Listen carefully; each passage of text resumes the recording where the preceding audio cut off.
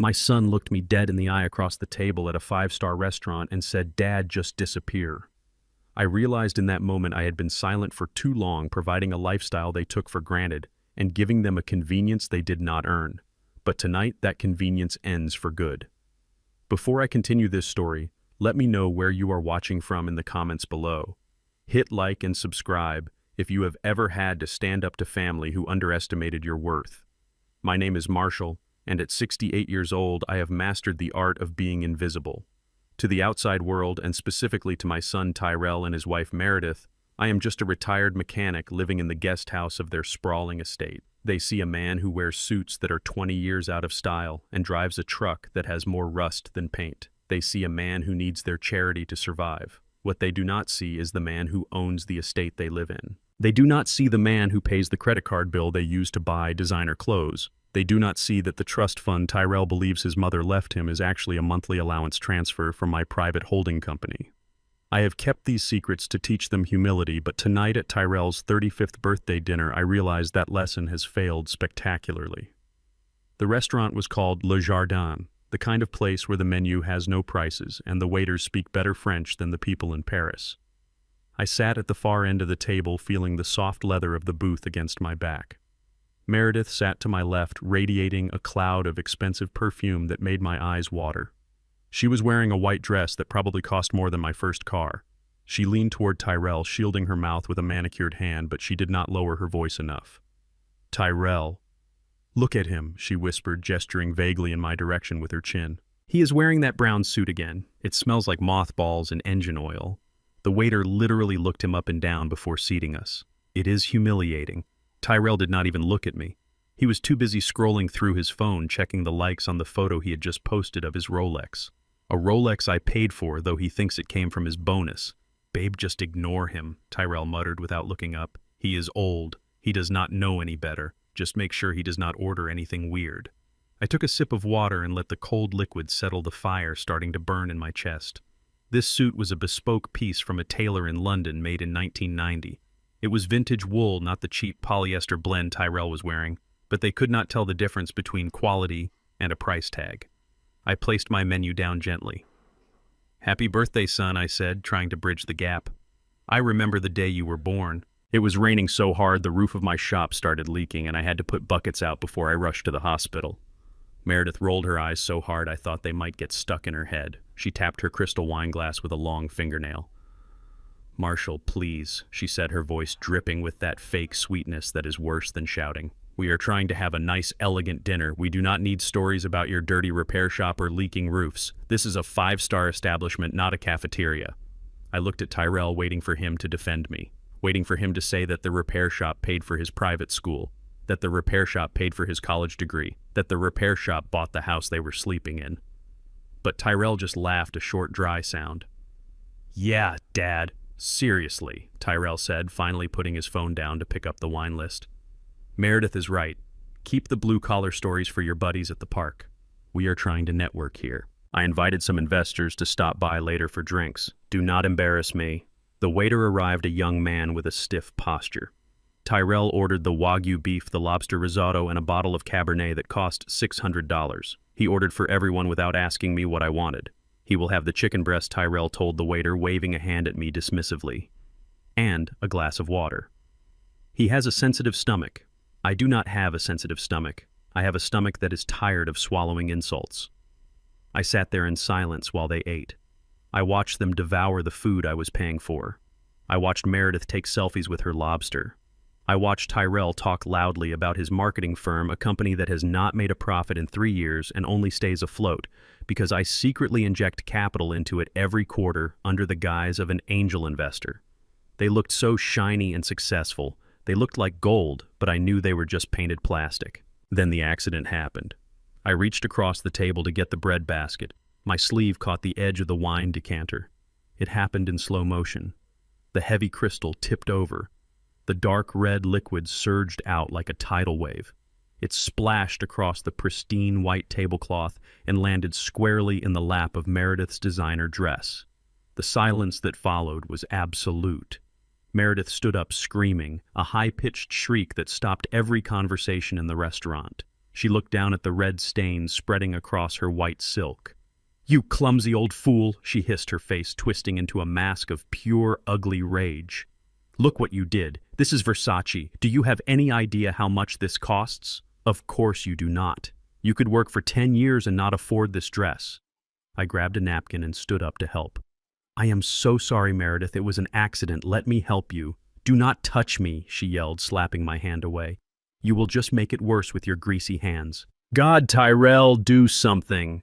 Tyrell stood up, his face red with embarrassment, but not for his wife's behavior. He was embarrassed by me. He looked around the room, seeing the eyes of the other diners on us. He saw the judgment. He saw his perfect image cracking, and he snapped. He turned to me, and for the first time that night, he looked me dead in the eye. There was no love there, no respect, not even pity. Just cold, hard hatred. "Dad, stop it!" Tyrell roared. "Just stop. You ruin everything. You always have. You are like this dark cloud that follows us around, raining on our parade. Look at you. You are a mess. You are embarrassing." "Son, it was just wine," I said, my voice steady, though my heart was breaking. "It is not just wine," Tyrell shouted, throwing his napkin onto the ruined table. "It is you. It is your presence. You sit there looking like a beggar while we are trying to build a life. We bring you here out of pity, and you destroy it. Why are you even here?" I looked at him calmly. "You invited me, Tyrell. It is your birthday. I invited you because I felt obligated."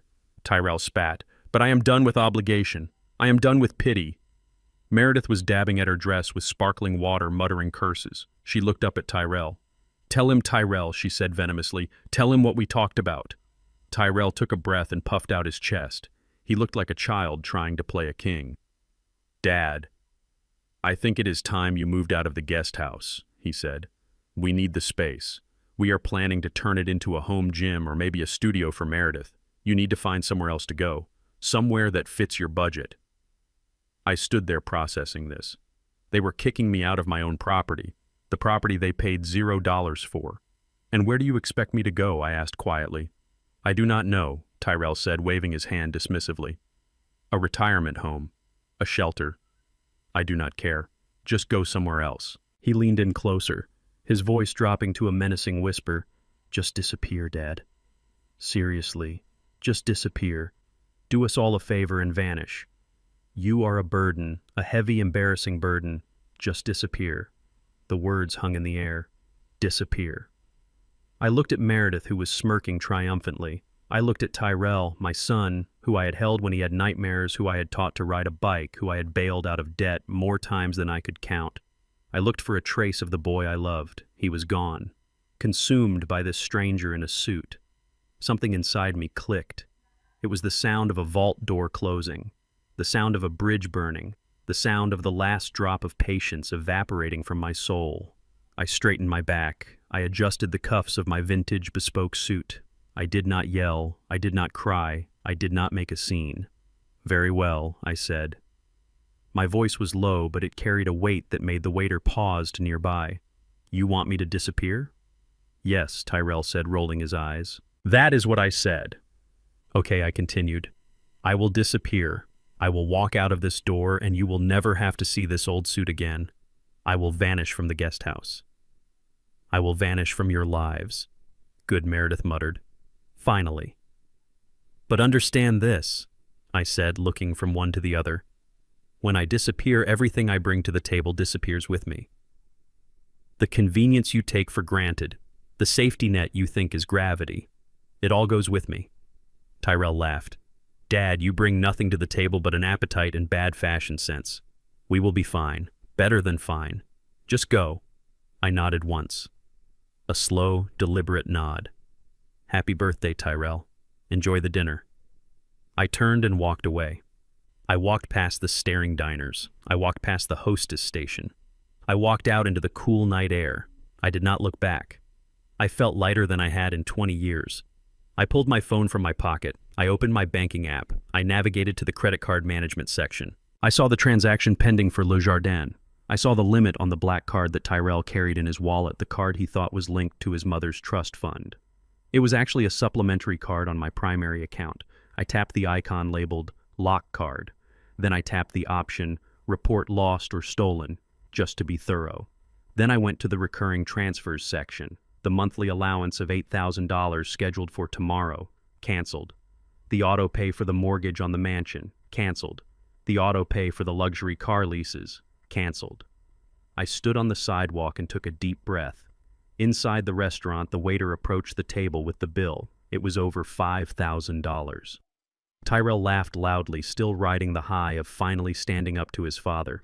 He reached into his wallet and pulled out the heavy black metal card. He tossed it onto the tray with the arrogance of a man who has never earned a dollar in his life. "Put a 20% tip on there," Tyrell said, winking at the waiter.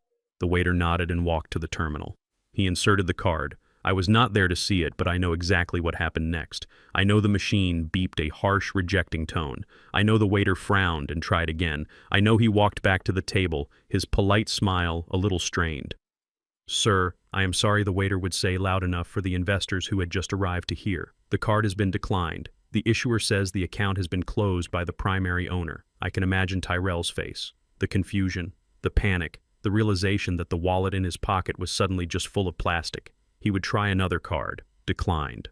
Meredith would try hers. Declined. Because every single financial instrument they had was tied to me. The ghost. The burden. I hailed a taxi. "Where to, sir?" The driver asked. "The guest house," I said. "I have some packing to do, and I need to change the locks on the main gate before morning. My son told me to disappear. So I did. And I took his entire world with me. This was just the beginning of their nightmare. Because tomorrow morning when they wake up, they are going to find out that without the mechanic, the machine does not run. And they are about to learn exactly how heavy life gets when you have to carry it yourself." The taxi dropped me off at the service entrance of the estate. It was ironic, really. I paid for the asphalt the taxi drove on. I paid for the electric gate that slid open to admit me. I paid for the landscaping lights that illuminated the long driveway leading up to the main house. But I did not go to the main house.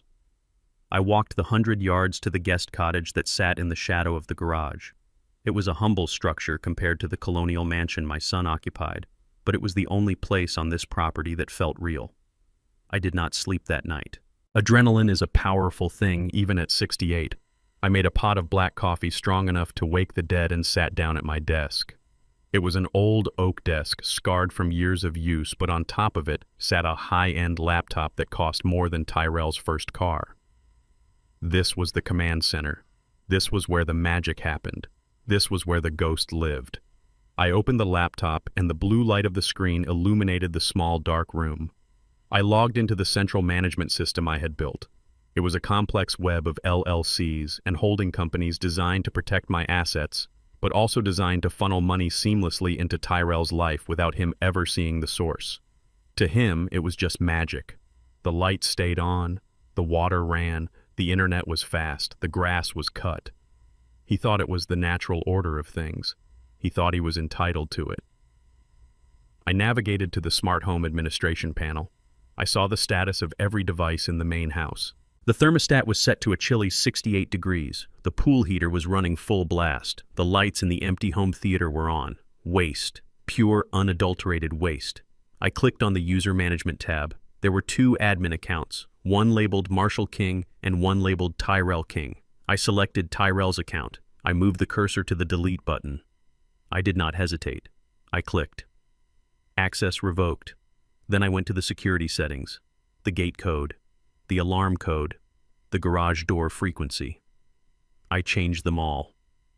I set the new master code to the date I bought this land 30 years ago, a date Tyrell would never know because he never asked. Next came the payroll. I opened the banking portal for the shell company that handled the household staff. There was Maria the housekeeper who came 5 days a week to pick up Meredith's dirty laundry from the floor. There was Jose the landscaper who made sure the lawn looked like a golf course. There was the pool maintenance crew. There was the pool, the pest control service, the private security patrol. I selected all active contracts. I drafted a bulk email. Due to a restructuring of assets, all services at this address are suspended effective immediately. Outstanding balances have been paid in full, including severance. Do not report to work tomorrow. I hit send. It was done with a few clicks. The infrastructure of their lives was dismantled. I sat back and watched the sun begin to rise over the trees. It was going to be a beautiful morning, for me at least. Morning arrived with the chirping of birds and the distant hum of the city waking up. But inside the main house, the silence was about to be broken. I stood by my window sipping my coffee, watching the driveway. The first sign of trouble came at 8 sharp. Usually a delivery truck from a high-end coffee roaster arrives to drop off Meredith's custom blend along with fresh pastries. She refused to use a coffee maker, calling it peasant work, so she had breakfast delivered every single morning. I saw the delivery driver pull up to the intercom at the main gate. He pressed the button. Nothing happened. He pressed it again. He dialed the code Tyrell had given him. The keypad beeped a harsh red rejection light. I watched as the driver pulled out his phone. He was calling Meredith. Inside the main house, I could imagine the scene. Meredith waking up in her silk sheets, reaching for her phone, expecting a text that her latte was at the door. Instead, she got a confused driver. A moment later, the front door of the mansion flew open.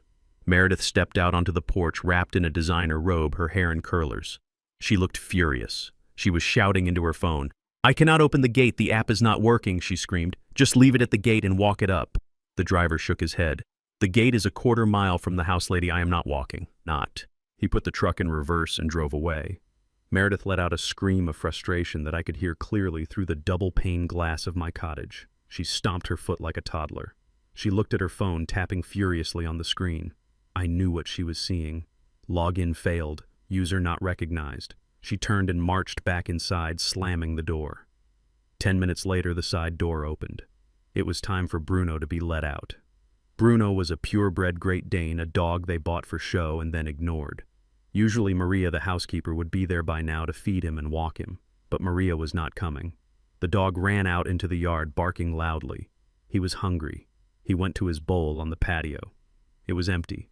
He barked again, looking at the door. Meredith appeared at the glass sliding door. She was banging on the glass. "Shut up, Bruno," she yelled. "Maria will be here any minute." But the minutes ticked by. 9 o'clock came and went. The trash bins at the side of the house were overflowing from the party the night before. Normally, the private sanitation service I paid for would have collected them by now. But the bins sat there, baking in the sun. The smell of lobster shells and stale wine began to waft through the air. I saw Meredith come out again, still in her robe. She was holding a bag of trash. She looked around confused. She walked to the bins and saw they were full. She tried to jam the bag in, but it ripped, spilling coffee grounds and eggshells over her slippered feet. "Gross!" she shrieked, jumping back. "Where is Jose? Where is Maria?" She stormed back inside, leaving the mess on the driveway. The flies began to gather. It was almost 10 o'clock when Tyrell finally emerged. He was late. He was always late, but today it mattered. He had a meeting with the investors he had tried to impress last night. He came out of the front door, adjusting his tie, looking stressed. He was carrying his briefcase and a travel mug probably filled with whatever instant coffee he could find in the back of the pantry. He walked to the garage. He pressed the button on the wall to open the bay door. Nothing. He pressed it again, harder. The motor did not engage. "Damn it," he muttered. He went to the manual release cord, but Tyrell had never used a manual release in his life. He pulled it at the wrong angle and the mechanism jammed. He kicked the door. "Forget it," he yelled. He walked over to where the Ford truck was parked, the one I had tossed him the keys to last night. He looked at it with disgust. He clearly decided he would rather walk to the main gate and call a black car service than be seen in my truck. He marched down the long driveway, wiping sweat from his forehead. He reached the massive wrought iron gates that separated the estate from the public road. He pressed the keypad to open the pedestrian exit. Red light. Access denied. He pulled out his phone. He opened the estate management app. Connection error. Unable to verify credentials. I watched him through the blinds. I saw the panic start to set in. He was trapped. He was a prisoner in his own golden cage. He dialed a number. My phone on the desk buzzed. "Dad." I looked at the screen. I let it ring. Once, twice, 3 times. I reached over and pressed the decline button. Then I powered the phone off completely. Down at the gate, Tyrell was losing his mind. He was shouting at the intercom. "Dad, I know you are in there. Open this gate right now. I have a meeting. This is not funny." He grabbed the iron bars and shook them. The gate held firm. It was solid steel reinforced to withstand a ramming attack. A pampered marketing executive was not going to budge it. He looked around desperately. He saw the control box for the hydraulic arm that operated the gate. He remembered seeing me work on it once. He thought he could bypass it. He found a loose rock on the ground. He went to the control box and smashed the lock off. He opened the panel. Inside were wires and the hydraulic reservoir. I watched him reach in. He had no idea what he was doing. He grabbed the hydraulic line and yanked it, thinking it would release the pressure. There was a loud hiss, followed by a spray of dark fluid. He had snapped the main pressure valve. Hydraulic fluid coated his expensive Italian suit, ruining it instantly. The arm of the gate groaned and settled into a locked position. He had just turned a security feature into a permanent barricade. Tyrell stood there dripping with oil, staring at the broken mechanism. He realized then that he had broken the only way out. He turned back toward the guest house and screamed a sound of pure, impotent rage. He was stuck. He was dirty. He was late. And for the first time in his life, there was no one coming to clean up his mess. I poured myself another cup of coffee. The show was just getting started. I walked to the door of the cottage and stepped out onto my small porch. Tyrell saw me. He came running back up the driveway, his face purple with exertion and anger. "You crazy old man!" he shouted as he got closer. "Open the gate! Look at my suit! I am going to sue you! Do you hear me? I will have you evicted today." I leaned against the railing of my porch. I looked at him calmly. "You cannot evict the landlord's son," I said softly. "And as for the gate, you just caused about $10,000 in damage to my property. I will be adding that to your bill." "Bill? What bill?" Tyrell sputtered. "The bill for reality," I said. "You wanted me to disappear, Tyrell, so I did. I am not your father right now. I am not the mechanic. I am not the bank. I am just a ghost watching you destroy yourself." Meredith came running out of the house. "Tyrell, the power is out in the media room and the Wi-Fi is down," she yelled. "I cannot stream my show, and the toilet in the master bath is clogged." Tyrell looked at his wife, then at me, then at his oil-stained hands. "Fix it!" he screamed at me. "Fix it now!" I turned around and walked back into my cottage. I closed the door and locked it. I sat back down at my computer. I had a few more notifications to send. The lease on the Range Rover was up for renewal next week. I decided not to renew it. And the tuition for my grandson Leo at that private academy was due on Friday. I pulled up the school administrator's email. It was time to teach the next generation the lesson their parents refused to learn. The convenience was gone.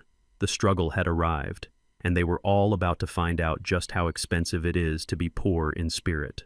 The chaos inside the main house was delicious to watch from the window of my guest cottage. Meredith was pacing the living room like a caged tiger. I could see her through the floor-to-ceiling windows I had paid for.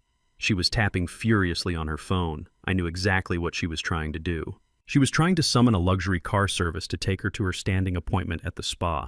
She went to the spa 3 times a week for treatments that cost more than most people earn in a month. It was her sanctuary. It was where she went to pretend she was royalty. I took a sip of my coffee and checked the logs on my server. Request denied. Insufficient funds. Payment method invalid. The notifications were stacking up like firewood. Inside the house, Meredith let out a scream that vibrated the glass. She threw her phone onto the sofa. She realized that no black car was coming. No Uber was coming. The magic plastic card in her digital wallet was dead. She stormed out of the front door wearing oversized sunglasses and clutching her designer bag. She looked determined. If the world would not come to her, she would go to the world. She marched toward the 3-car garage. I knew what she was going for. The Range Rover. It was a beautiful machine.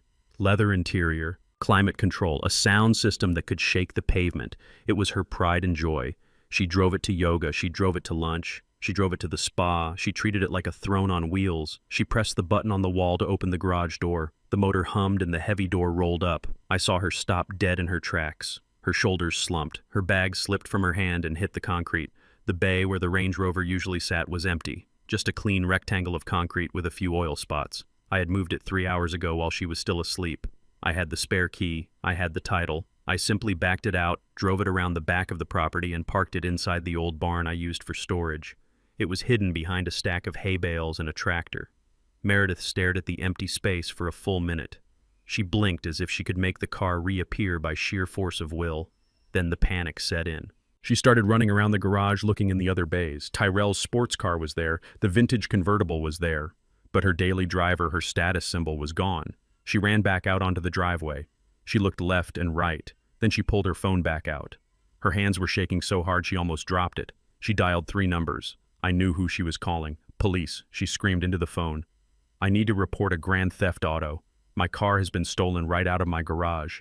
Yes, I am at the King Estate. Send someone now." I watched her pace back and forth, hyperventilating. She looked like a woman whose entire reality was crumbling.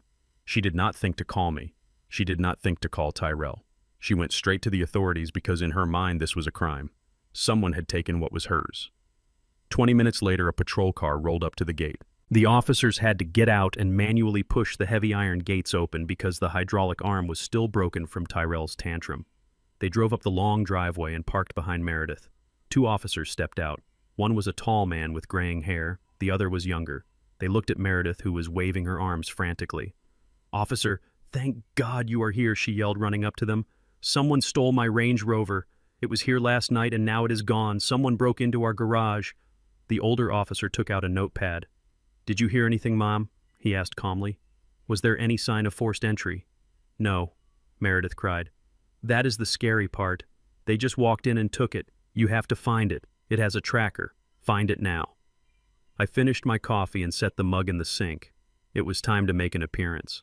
I picked up a manila folder from my desk. Inside was the title to the Range Rover, the registration, and the bill of sale. All of them bore one name: Marshall King. I walked out of the cottage and down the driveway. I moved slowly with the gait of an old man who has nothing to hide. "Good morning, officers," I said, my voice calm and steady. Meredith spun around, her eyes narrowed. "What are you doing here, Marshall?" she hissed. "Go back to your shack. This is police business." The older officer looked at me. He saw an elderly black man in work clothes. Then he looked at Meredith, a young, hysterical white woman in designer clothes. I could see the calculation happening in his eyes. "Sir, do you know anything about this vehicle?" the officer asked me. "I do," I said, stopping a few feet away. "I know exactly where it is." Meredith gasped. "You saw them. You saw who took it. Why did you not say anything? Tell them which way they went." "I did not see anyone take it, Meredith," I said, looking her in the eye. "I moved it myself." Silence fell over the driveway. The birds stopped singing. The wind stopped blowing. Meredith looked at me with her mouth open. "You," she whispered. "You took my car." I turned to the officer. I handed him the folder. "Officer, there has been no theft. I am the legal owner of the vehicle in question. Here is the title. Here is the registration. I purchased the vehicle 2 years ago. I have been allowing my daughter-in-law to use it as a courtesy. However, due to recent disrespect and a change in family circumstances, I have decided to revoke that privilege. I moved the vehicle to a secure location on my property for safekeeping."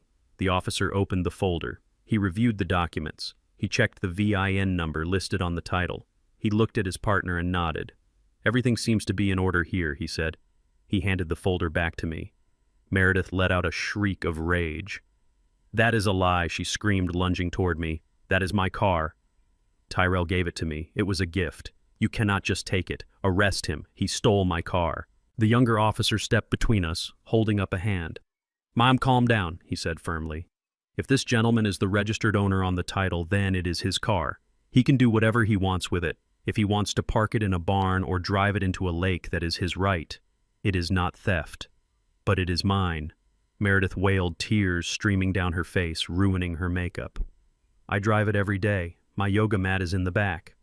"Possession is not ownership, Mom," the older officer said. "Unless your name is on the title, this is a civil matter.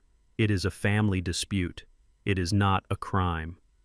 He looked at me with a hint of sympathy. He saw what was happening. He saw the dynamic. A hard-working father dealing with an entitled child. "Sir, do you need us to do anything else?" the officer asked me. "No, officer, thank you for coming out," I said. "I apologize for the waste of your time. My daughter-in-law is having a difficult morning." The officers tipped their hats and walked back to their patrol car. Meredith stood there trembling. She looked at the retreating police car, then she looked at me. Her face was twisted with hatred. "I hate you," she hissed. "You are a monster. How am I supposed to get to the spa? How am I supposed to go anywhere? You have legs, Meredith," I said coldly. "Or you can ask your husband to buy you a car. A real one, with his own money." She screamed again, a sound of pure frustration, and stomped back toward the house. She slammed the front door so hard the windows rattled. I stood there for a moment, feeling the warmth of the sun on my face. It was a small victory, but it felt significant. I had taken back the first piece of my empire. An hour later, I heard the sound of footsteps on gravel. Heavy, tired footsteps. I looked up from my garden where I was pulling weeds.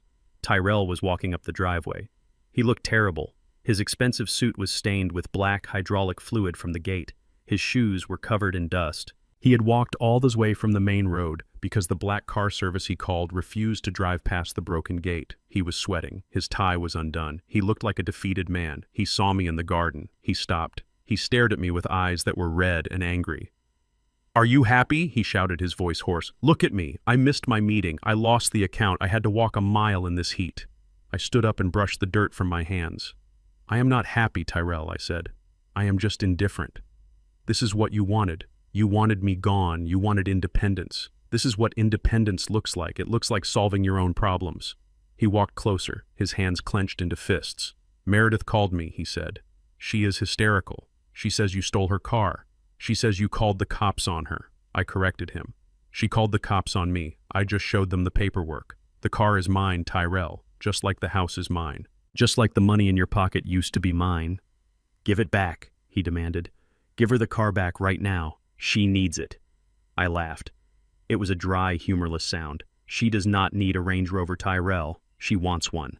There is a difference you never learned." I reached into the pocket of my work pants. I pulled out a set of keys. They were not the electronic fob of a luxury vehicle. They were simple metal keys attached to a faded plastic tag. "If you need transportation, I have a solution," I said. I tossed the keys through the air. Tyrell instinctively caught them. He looked down at them. He recognized them. "What is this?" he asked, looking at me with disgust. "Those are the keys to the 1990 Ford F-150 parked behind the cottage," I said. "It has 200,000 miles on it. The air conditioning does not work. The radio only plays AM stations. But the engine is solid. It runs."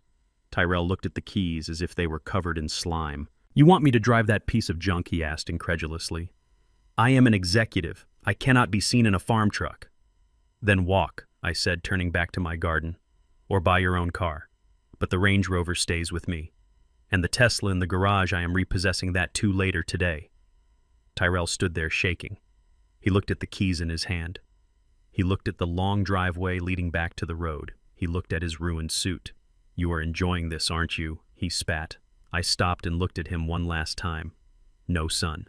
I am not enjoying this. This is the hardest thing I have ever had to do. Watching you fail is not a joy, it is a tragedy. But it is a necessary tragedy. You told me to disappear, so I did. And my cars disappeared with me. My money disappeared with me. My help disappeared with me." I pointed to the keys in his hand. "That truck is the only charity you are going to get from me from now on. It is the truck I drove when I built this life. Maybe if you drive it, you will learn what it feels like to work for something." I went back to my weeding. Tyrell stood there for a long time. I could feel his eyes on my back. He wanted to throw the keys at me. He wanted to scream. He wanted to break something. But he knew he was trapped. He had no money. He had no car. He had no way out. Finally, I heard him turn and walk away. He walked toward the cottage, toward the old rusty Ford. A moment later, I heard the engine cough and sputter to life. It was a loud, rough sound, a sound of hard work. He backed the truck out, gears grinding. He drove past me, staring straight ahead, his face burning with shame. He drove toward the house to pick up his weeping wife. I watched the dust settle on the driveway. The silence returned. Phase 1 was complete. They were mobile, but they were humbled. They were living in a mansion they could not power, driving a truck they hated, and wearing clothes they could not replace. But the real lesson was just beginning. Because tomorrow the utilities would be fully cut. And tomorrow the lawyer would arrive with the eviction notice. They thought the bottom had fallen out of their world. They were wrong. They were still falling, and the ground was coming up fast. I went back to my garden preparing the soil for new growth. Sometimes you have to burn the field to save the farm, and I was holding the matches. 3 days later, the main house was a stage set for a play about success starring a man who had none. Tyrell was sitting in his home office, which was actually the library I had built with hand-selected mahogany shelves. He was wearing a fresh suit jacket and a tie, but I knew that underneath the desk he was wearing gym shorts. He was hosting a Zoom meeting with the 3 investors he had failed to impress at the restaurant. This was his Hail Mary pass. He needed capital to keep his failing marketing firm alive for another month. I sat in my cottage monitoring the network traffic. I could see the video feed. Tyrell was smiling that bright fake smile. He was waving his hands. He was talking about stability. He was talking about long-term infrastructure. He was lying through his teeth. "Gentlemen," he said, his voice smooth and confident, "my company is built on a foundation of solid assets. We own our own servers. We own our own real estate. We are self-sufficient." I took a sip of my iced tea. Self-sufficient. The irony was almost too rich to swallow. The very internet connection he was using to broadcast his lies was paid for by my holding company. The electricity powering his ring light and his multiple monitors was billed to me. The air conditioning keeping him cool while he sweated out his lies was my expense. I looked at the clock. It was 2 in the afternoon. The sun was beating down on the slate roof of the mansion. It was 90 degrees outside. Inside it was a cool 70. I opened the utility management portal on my laptop. I had submitted the disconnect request 48 hours ago. The power company had processed it this morning. The internet service provider had received the termination notice yesterday. They were just waiting for the final command. I watched Tyrell on the screen. "So as you can see," he said, leaning into the camera, "an investment in King Marketing is an investment in uninterrupted growth. We never go offline. We are always on." I moved my mouse to the execute button. "Goodbye, Tyrell," I whispered. I clicked. The effect was instantaneous. On my monitor, the video feed of Tyrell froze. His face was stuck in a confident smirk that looked more like a grimace. Then the feed cut to black. Connection lost. Inside the main house, the hum of the central air conditioning unit died with a shudder. The lights in the library flickered and went out. The multiple monitors on Tyrell's desk went black. The electronic hum of the refrigerator in the kitchen silenced. The smart blinds that were halfway down stopped moving. Silence descended on the mansion.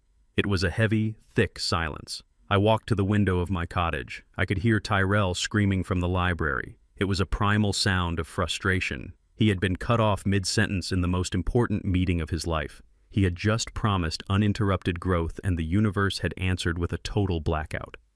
I watched as he stormed out of the front door. He was holding his phone up to the sky, trying to get a signal. He was frantic. He looked like a man drowning on dry land. He dialed a number. He was calling the power company. I knew this because he put it on speakerphone and screamed at the automated voice prompt. "Representative," he yelled. "Get me a human being right now. Do you know who I am?" He paced back and forth on the driveway, sweating in the afternoon heat. Finally, a human voice answered. "Customer service, how can I help you?" "You cut my power," Tyrell shrieked. "I am in the middle of $1 million meeting. Turn it back on. I pay my bills. This is a mistake. I am going to sue you for lost wages." "Sir, can I get the account number or the address?" the operator asked calmly. Tyrell rattled off the address. He did not know the account number because he had never seen a bill in his life. "One moment, sir. Let me check the status of that location." Tyrell tapped his foot impatiently. He wiped sweat from his forehead. The heat was already starting to radiate off the asphalt. "Sir, I see the issue here," the operator said. "Service at that address was voluntarily disconnected about 10 minutes ago." "Disconnected," Tyrell yelled. "I did not disconnect anything. Who authorized this?" "The request came from the account holder, Mr. Marshall King," the operator said. "He stated that the property is being vacated and there are no legal residents currently on the premises. He requested a full shutoff of electricity, gas, and high-speed internet effective immediately." Tyrell stopped pacing. He stood frozen in the driveway. "No legal residents," he whispered. "That is correct, sir," the operator continued. "Since the account holder indicated the home is empty, we shut it down to prevent safety hazards. If you wish to establish service in your own name, we can certainly do that. We would just need a deposit of $500, a credit check, and proof of lease or ownership. The earliest we can send a technician to reconnect would be next Tuesday." "Next Tuesday?" Tyrell stammered. "But I need it now." "I am sorry, sir, that is the best we can do. Would you like to proceed with the credit check?" Tyrell hung up the phone. He let his hand drop to his side. He looked at the massive house looming over him. For the first time he realized it was just a shell. It was a pile of bricks and wood and glass. Without the lifeblood of electricity and data, it was a tomb. He did not own the power. He did not own the connection. He did not even own the right to be there according to the utility company. He was a squatter in a mansion. He looked toward my cottage. He knew I was in there. He knew I had done this. He started to walk toward me, but then he stopped. He remembered the truck keys. He remembered the gate. He realized that screaming at me would not turn the lights back on. He was powerless in every sense of the word. He turned and walked back into the dark, silent house.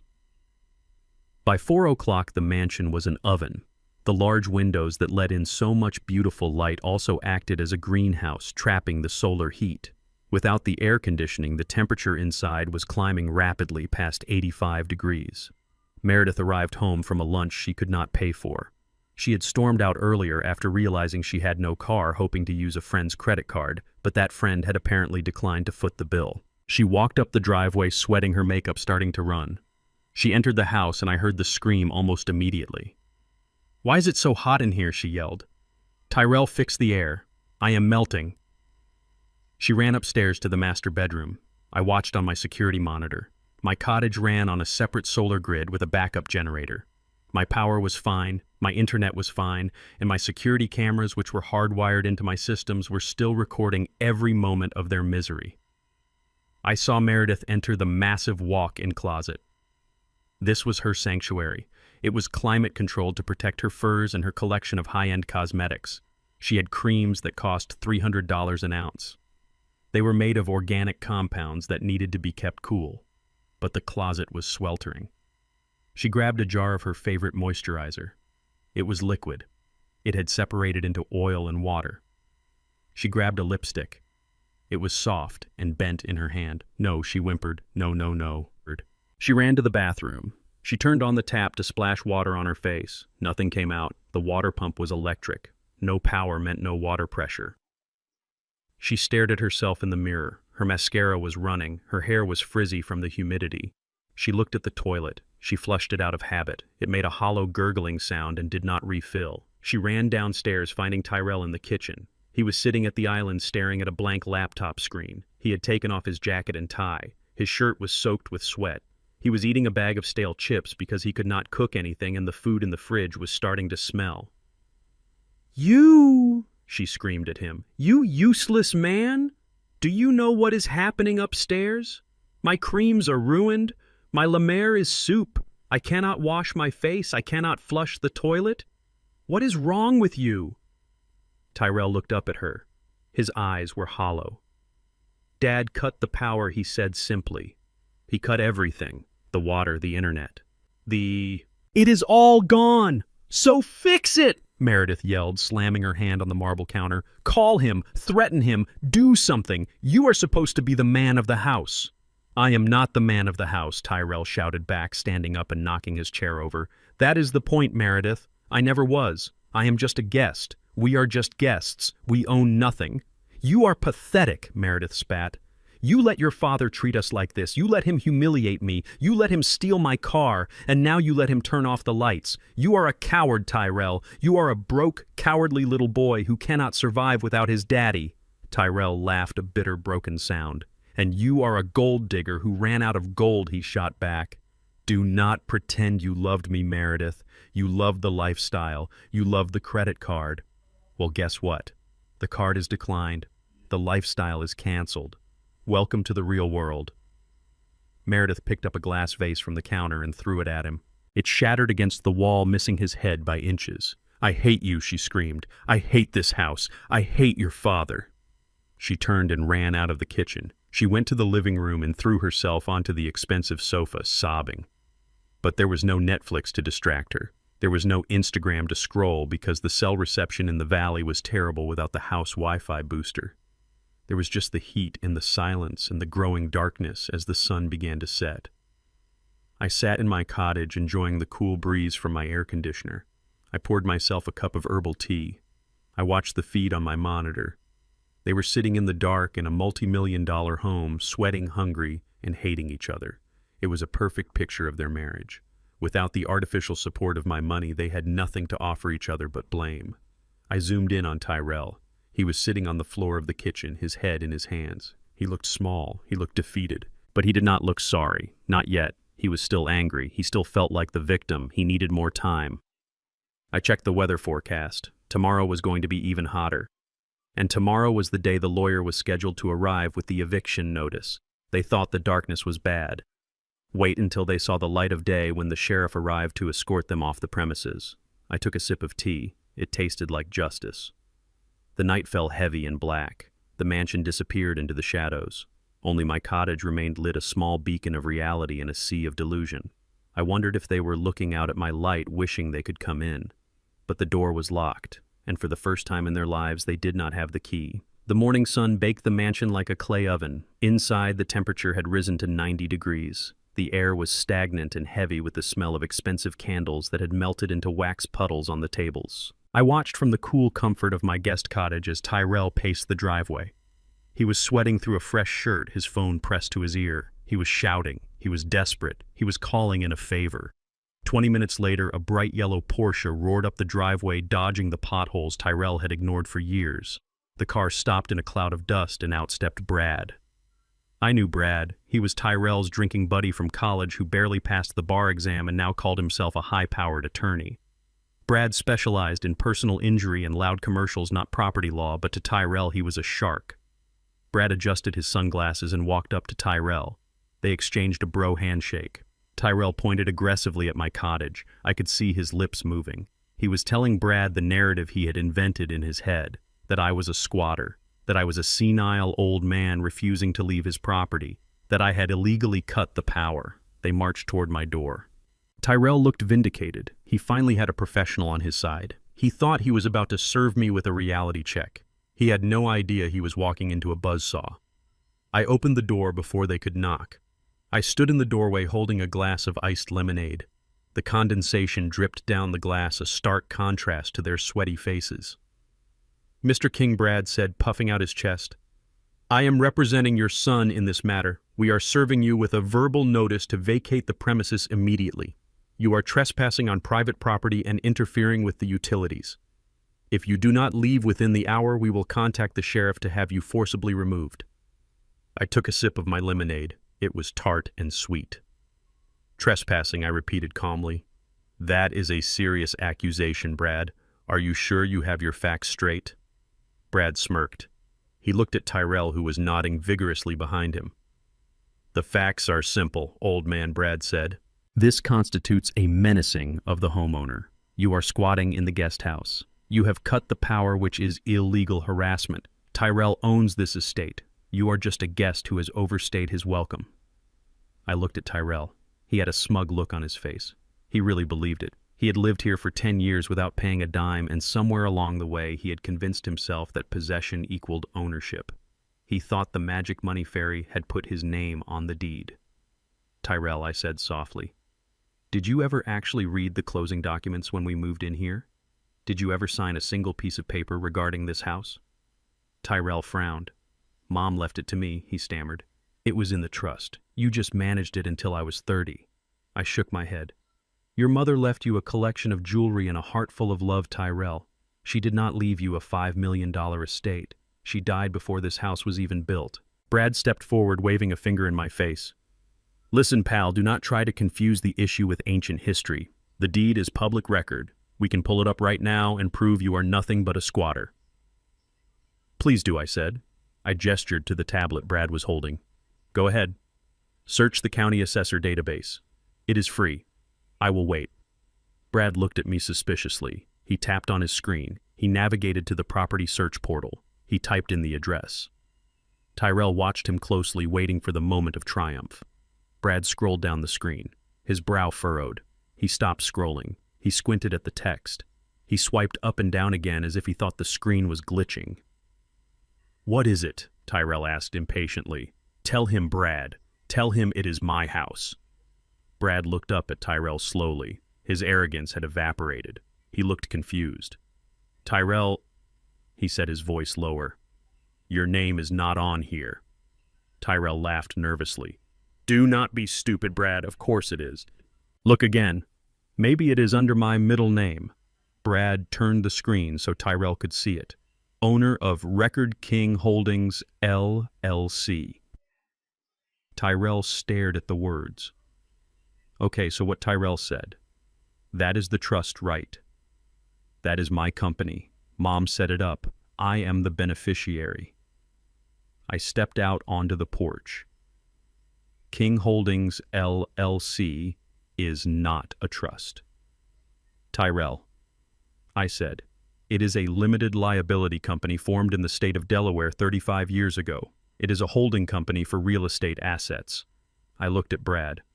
Brad, as a lawyer, you know how to search for corporate officers, right? Search the Secretary of State database for King Holdings LLC. See who the registered agent is. See who the sole managing member is. Brad's fingers flew across the screen. He was sweating profusely now, and it was not just the heat. He found the filing. He opened the PDF. He went pale. He looked at me with wide eyes. Marshall King Brad whispered, Chief Executive Officer, sole signatory. Tyrell snatched the tablet from Brad's hands. He stared at the document. He saw my signature at the bottom, a signature he had seen on birthday cards and report cards his entire life. This is a mistake, Tyrell shouted, throwing the tablet back at Brad. This is a forgery. You stole it. You stole my company. I did not steal anything, I said, my voice hardening. I built it. I built it while you were sleeping till noon. I built it while you were playing video games. I built it while you were failing out of 3 different colleges. King Holdings is me, Tyrell. The house, the cars, the land, it is all me. You do not own a brick. You do not own a blade of grass. You are a tenant, and a bad one at that. Brad took a step back. He realized he had just threatened the actual owner of the property with eviction. He realized he was standing on legal quicksand. Tyrell. Listen, man, Brad said, holding up his hands. I cannot get involved in this. If he owns the LLC, he owns the house. This is way above my pay grade. I do not do corporate litigation. You are my lawyer. Tyrell screamed, grabbing Brad's lapels. Do something. I am your friend, Tyrell, Brad said, pushing him away. And I am not losing my license for harassment. You told me you owned the place. You lied to me. Brad turned and practically ran to his yellow Porsche. He jumped in, revved the engine, and sped away, leaving Tyrell standing alone in the driveway. Tyrell looked at me. The reality was crashing down on him. The foundation of his world was gone.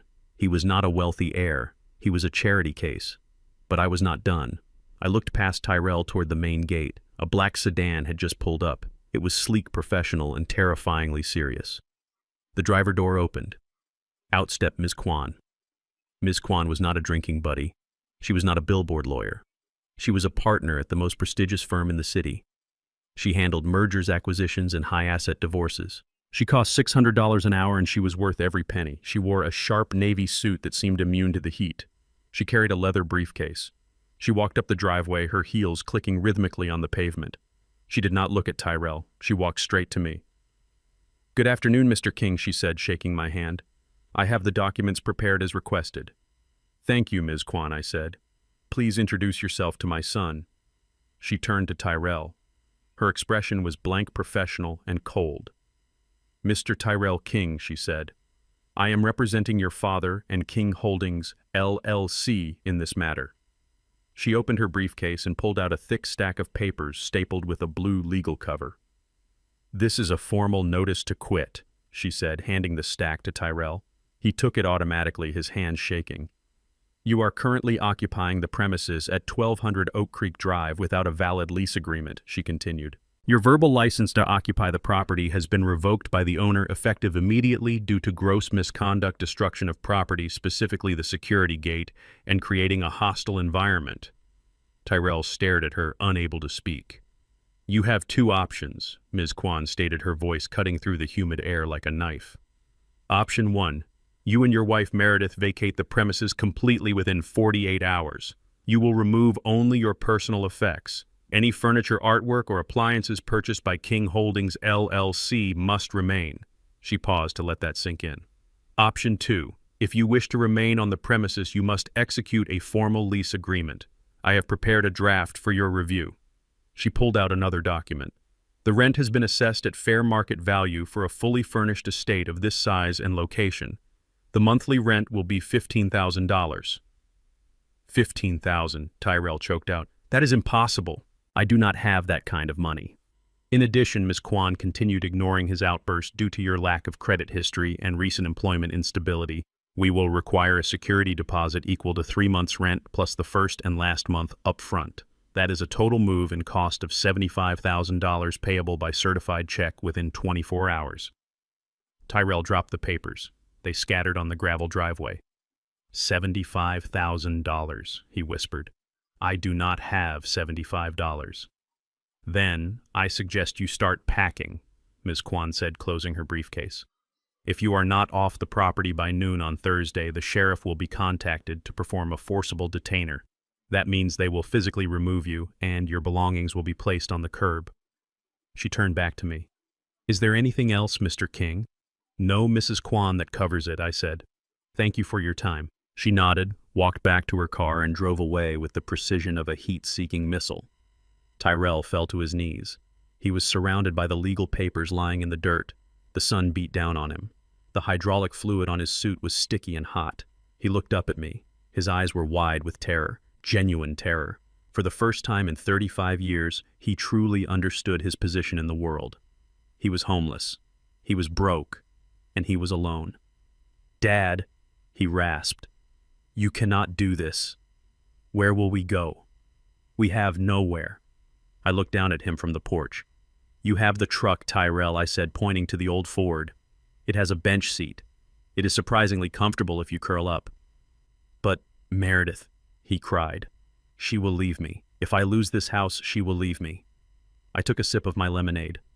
If she leaves you because you lost a house you never owned, then she was never really with you, Tyrell, I said. She was with the house. I turned to go back inside. 48 hours, son, I said over my shoulder. And remember to clean up the trash you left on the driveway before you go. King Holdings likes its property kept tidy. I closed the door and locked it. I watched through the blinds as Tyrell scrambled to pick up the papers from the dirt. He was crying now, great heaving sobs that shook his shoulders. He ran toward the house, clutching the eviction notice like a death warrant. He had to go inside and tell Meredith. He had to tell his wife that the fairy tale was over. He had to tell her that the evil wizard had cast a spell and turned their carriage into a pumpkin. But there was no magic here. Just math, and the numbers finally added up to 0. The morning after the eviction notice was served, the atmosphere on the estate changed from chaotic to venomous. I was sitting on my porch drinking coffee and watching a pair of cardinals in the oak tree when Meredith marched up the driveway. She was not wearing her usual designer loungewear. She was dressed in sharp business attire as if she were coming to negotiate a hostile takeover. Her face was set in a hard mask of determination. She did not scream. She did not cry. She stopped at the bottom of the porch steps and looked up at me with cold calculation. Marshall, she said, her voice flat and devoid of emotion. We need to come to an arrangement. I looked down at her. I did not offer her a seat. The arrangement was explained by Ms. Kwan yesterday, Meredith, I said. You have 36 hours left to vacate. Meredith laughed a dry, brittle sound. Forget the lawyer, she said. This is between us. You think you hold all the cards because you own the house and the cars. You think you can starve us out. But you forgot one thing, the most important thing. She took a step closer, her eyes narrowing. You forgot Leo. My heart skipped a beat. Leo was my 10-year-old grandson. He was the only innocent party in this entire tragedy. He was a sweet boy who loved baseball and reading graphic novels. I loved him more than my own life. What about Leo? I asked, my voice dropping. He is at school right now, Meredith said. But when he comes home today, he is not coming here. In fact, you are never going to see him again. I gripped the railing of the porch. You cannot do that, I said. I am his mother, Meredith spat. I can do whatever I want. If you kick us out, you are kicking him out. And if we leave this property, I will make sure we move to the other side of the country. I will block your number. I will burn his photos of you. He will grow up thinking his grandfather died or abandoned him. You will miss his graduation. You will miss his wedding. You will die alone, Marshall, without ever seeing his face again. She let the threat hang in the air. It was cruel. It was nuclear. She knew exactly where to strike to hurt me the most. However, she continued, smoothing her skirt. If you sign the deed over to Tyrell today, we can forget all of this. You can stay in the guest house. You can see Leo every day. We will be a happy family again. Just sign the papers, Marshall. It is a small price to pay for your grandson. She was holding him hostage. She was using a 10-year-old boy as a bargaining chip for real estate. I looked at her and I felt a wave of nausea. But beneath the nausea was a cold, hard resolve. She had crossed the final line. She had brought an innocent child into her war. Get off my porch, Meredith, I said quietly. She smiled triumphantly. Think about it, Marshall. You have until Leo gets out of school at 3 o'clock. If the deed is not signed by then, you will never see him again." She turned and walked back to the main house, her hips swaying with the confidence of someone who thinks they just won the lottery. I went inside and sat down at my desk. My hands were shaking, not from fear but from rage. She wanted to use Leo as a weapon. She wanted to leverage his life, his future, and his education against me. I looked at the calendar on the wall. It was marked with Leo's schedule, soccer practice, piano lessons, and the tuition due date for St. Augustine's Preparatory Academy. St. Augustine's was the most elite private school in the state. It cost $40,000 a year. It was the center of Meredith's social universe. Being a St. Augustine's mom was her identity. It was where she rubbed elbows with senators' wives and tech billionaires, and I paid every single cent of it. I pulled out my phone. I did not call Tyrell. I did not call the lawyer. I dialed the number for the headmaster of St. Augustine's. Headmaster Sterling's office, a secretary answered. "This is Marshall King," I said. "I need to speak with him immediately regarding the tuition for Leo King." A moment later, the headmaster was on the line. He knew me. We had played golf once at a charity event I sponsored. "Mr. King, how are you?" he asked jovially. "I am afraid this is not a social call, Dr. Sterling," I said. "I am calling to inform you of a change in my financial status. As the sole financial sponsor for my grandson, Leo King, I am formally withdrawing all future funding effective immediately." There was a stunned silence on the other end of the line.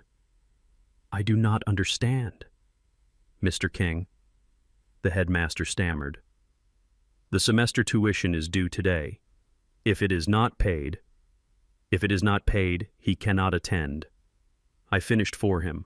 I know the policy, doctor. No pay, no play. But sir, this is highly irregular. Leo is in the middle of the school day." "I understand," I said. "But I am no longer willing to finance a lifestyle that is being used to blackmail me. Please inform his parents that they are now responsible for the tuition. And since I know for a fact they do not have $40,000, I suggest you follow your protocol for delinquent accounts." "You want us to remove him from class?" the headmaster asked, his voice lowered to a whisper, too. "I want you to follow the rules," I said. "If his parents cannot pay, he cannot stay. Call his mother, tell her to come pick him up. Today. Now." I hung up the phone. I felt a tear roll down my cheek. I was hurting Leo. I knew that. I was disrupting his life. But I had to break the cycle. If I let Meredith use him as a hostage now, she would use him forever. She would teach him that people are objects to be used. She would turn him into another Tyrell. I had to save him by letting him fall. I had to show Meredith that without me, she had no leverage. She had no status. She had nothing. 2 hours later, the scene at St. Augustine's Preparatory Academy was unfolding exactly as I had predicted. I was not there, but I knew the script. I had written it. It was 1 o'clock in the afternoon. The pickup line for the half-day kindergarten was forming, but Leo was in the 4th grade. He should have been in history class learning about the founding fathers. Instead, he was sitting in the front office. The school secretary had walked into his classroom and whispered to the teacher. Leo had been asked to pack his bag. He walked out of the room, confused, his classmates watching him. He sat in the administrative office, staring at his feet, wondering what he had done wrong. Meanwhile, Meredith received the call. She was sitting in the sweltering mansion waiting for me to surrender. When her phone rang, she probably thought it was me calling to beg for mercy. Instead, it was Dr. Sterling. Mrs. King, the headmaster, would say, "I regret to inform you that the financial sponsorship for Leo's tuition has been revoked by Mr. Marshall King. The current semester balance is outstanding. Per school policy, we cannot allow a student to remain in class with an unfunded account." I can imagine the blood draining from her face. "What do you mean revoked?" she would scream. "He cannot do that. That is my son's school. He has done it, Mrs. King. We need you to come collect Leo immediately. Unless you would like to provide an alternate form of payment right now. A credit card, perhaps." Meredith had no credit cards. They were all dead. She had no cash. She had no car. She had to get to the school. The school was 5 miles away in the most affluent neighborhood in the city. She ran out of the house. She saw the empty garage. She saw Tyrell sitting on the porch, head in his hands. "Give me the truck keys," she screamed at him. "I have to get Leo. Your father got him kicked out of school." Tyrell looked up, dazed. He tossed her the keys to the rusty 1990 Ford F-150. Meredith climbed into the truck. The seat was torn vinyl. The cab smelled of old tobacco and gasoline. She turned the key. The engine roared to life with a sound like a tractor. A cloud of blue smoke puffed out of the exhaust. She drove that monstrosity out of the estate gates. She ground the gears. She sweated in the heat because the windows were stuck halfway down. She pulled up to St. Augustine's. The pickup line was filled with Mercedes, Lexus, and Teslas. The mothers were standing in groups chatting about galas and summer homes. They looked perfect. They looked rich. And then Meredith arrived. The old Ford truck rattled up the cobblestone driveway, backfiring loudly. It was a stain on a pristine painting. The other mothers stopped talking. They turned and stared. They saw Meredith King, the woman who always bragged about her husband's marketing firm, driving a vehicle that looked like it belonged in a scrapyard. Meredith parked the truck crookedly, taking up 2 spaces. She jumped out, slamming the heavy metal door. She tried to run into the school with dignity, but it is hard to be dignified when you are sweating, covered in dust from a truck cab, and everyone is looking at you with pity. She burst into the office. "This is illegal," she shouted at the receptionist. "You cannot kick my son out. I will sue this school." "Mrs. King, please lower your voice," Dr. Sterling said, stepping out of his office. "Leo is right here." Leo looked up at his mother. He saw her disheveled state. He saw the fear in her eyes. "Mom, what happened?" Leo asked. "Why did I have to leave class?" Meredith grabbed his hand. "We are leaving Leo," she said. "They do not deserve us. Your grandfather did this. He is a sick man." She dragged him out of the office. They walked past the line of staring mothers. These were the women Meredith had tried so hard to impress. These were the women she had lied to for years, pretending to be one of them. "Is everything okay, Meredith?" One of them asked a woman named Cynthia, who was the head of the PTA. Meredith did not answer. She could not. The shame was a physical weight crushing her chest. She realized in that moment that she was not one of them. She never had been. She was a guest at the party, and the host had just turned on the lights and told everyone to go home. She shoved Leo into the passenger seat of the rusted truck. She climbed in the driver's side. She struggled to get it into reverse. The gears shrieked. The other mothers covered their ears. Meredith peeled out of the parking lot, leaving a trail of black smoke. She drove home in silence. Leo was crying softly. "Why did Grandpa do this?" he asked. "Because he hates us." Meredith lied. "Because he wants to hurt us." But deep down she knew the truth. Marshall did not hate them. He was exposing them. He was stripping away the costume she had been wearing for 10 years. He was showing her exactly who she was without his money. She was nobody. Back at the estate, she dragged Leo into the house. Tyrell was waiting in the kitchen. "They kicked him out," Meredith said, throwing the keys on the table. "He humiliated me, Tyrell. In front of Cynthia, in front of everyone, I had to drive that truck." Tyrell looked at his son. "Go to your room, Leo," he said gently. Leo ran upstairs. Tyrell looked at Meredith. "You tried to blackmail him, didn't you?" Tyrell said. "You told him he could not see Leo." Meredith wiped her face. "It was the only leverage we had." "And he called your bluff," Tyrell said. He took the leverage away. "Do you not get it, Meredith? He is always 10 steps ahead. He built this world. We are just living in it, and now we are being evicted from it." Meredith sank to the floor. The fight was draining out of her. She looked around the dark, hot kitchen. "We have to leave," she whispered. "We cannot stay here. We cannot win." "No," Tyrell said. "We cannot." But the worst part was not the heat. It was not the darkness. It was the realization that the man in the guest house, the man they had treated like a servant, was the only reason they had ever mattered at all. And now he was done serving. The darkness inside the main house was absolute, but the silence was not. From my desk in the guest cottage, I adjusted the volume on my laptop. I was not hacking into a sophisticated surveillance system this time. I was listening to a simple audio feed from a baby monitor. It was an old device I had bought 10 years ago when Leo was born. I had hidden the transmitter unit on top of the kitchen cabinets back then just to make sure the nanny was treating him well. I never took it down. The battery was long dead, but the unit was plugged into an outlet hidden behind the crown molding. It still worked perfectly. Through the crackle of the speaker, I heard the sound of desperation. Tyrell and Meredith were sitting in the sweltering kitchen drinking warm wine and plotting their next move. They were cornered rats. The eviction clock was ticking down. Leo was gone. Their credit was destroyed. They had reached the point where morality dissolves and survival instinct takes over. "We cannot leave Tyrell." Meredith hissed, her voice distorted by the static. "If we leave, we lose everything. We have to take control. We have to take the power back." How Tyrell asked, sounding defeated. He owns the house. He owns the money. He cut us off. We take him out of the equation, Meredith said. We declare him incompetent. We get a conservatorship, just like they do with celebrities who lose their minds. If a court decides he is senile or mentally unstable, they will appoint a guardian to manage his assets. That guardian will be you. Tyrell was silent for a moment. But he is not crazy, Tyrell said. He is sharper than both of us combined. You saw what he did with the car. You saw the contracts. It does not matter what he is, Meredith argued. It matters what a doctor says he is. We just need a medical professional to sign a paper stating that Marshall King is a danger to himself and others, that he is suffering from dementia, that his erratic behavior cutting the power, stealing cars, evicting his family is proof of a cognitive decline. I leaned back in my chair. They were going to try to gaslight the legal system. It was a bold move. It was also a criminal one. Who is going to sign that, Tyrell asked. No reputable doctor would touch this. I know a guy, Meredith said. Dr. Phil. Not the TV one. He is a guy I met at the club. He lost his license in 2 states for overprescribing, but he still practices here under a consulting loophole. He owes his bookie a lot of money. For $5,000, he will sign anything. I listened as they hatched the plan. It was crude and dangerous. They would invite me to a peace-offering dinner tomorrow night. They would spike my tea with a cocktail of stimulants and hallucinogens Dr. Phil would provide. When I started acting erratic and aggressive, Dr. Phil, who would be present as a family friend, would witness the episode and sign an emergency 72-hour hold order.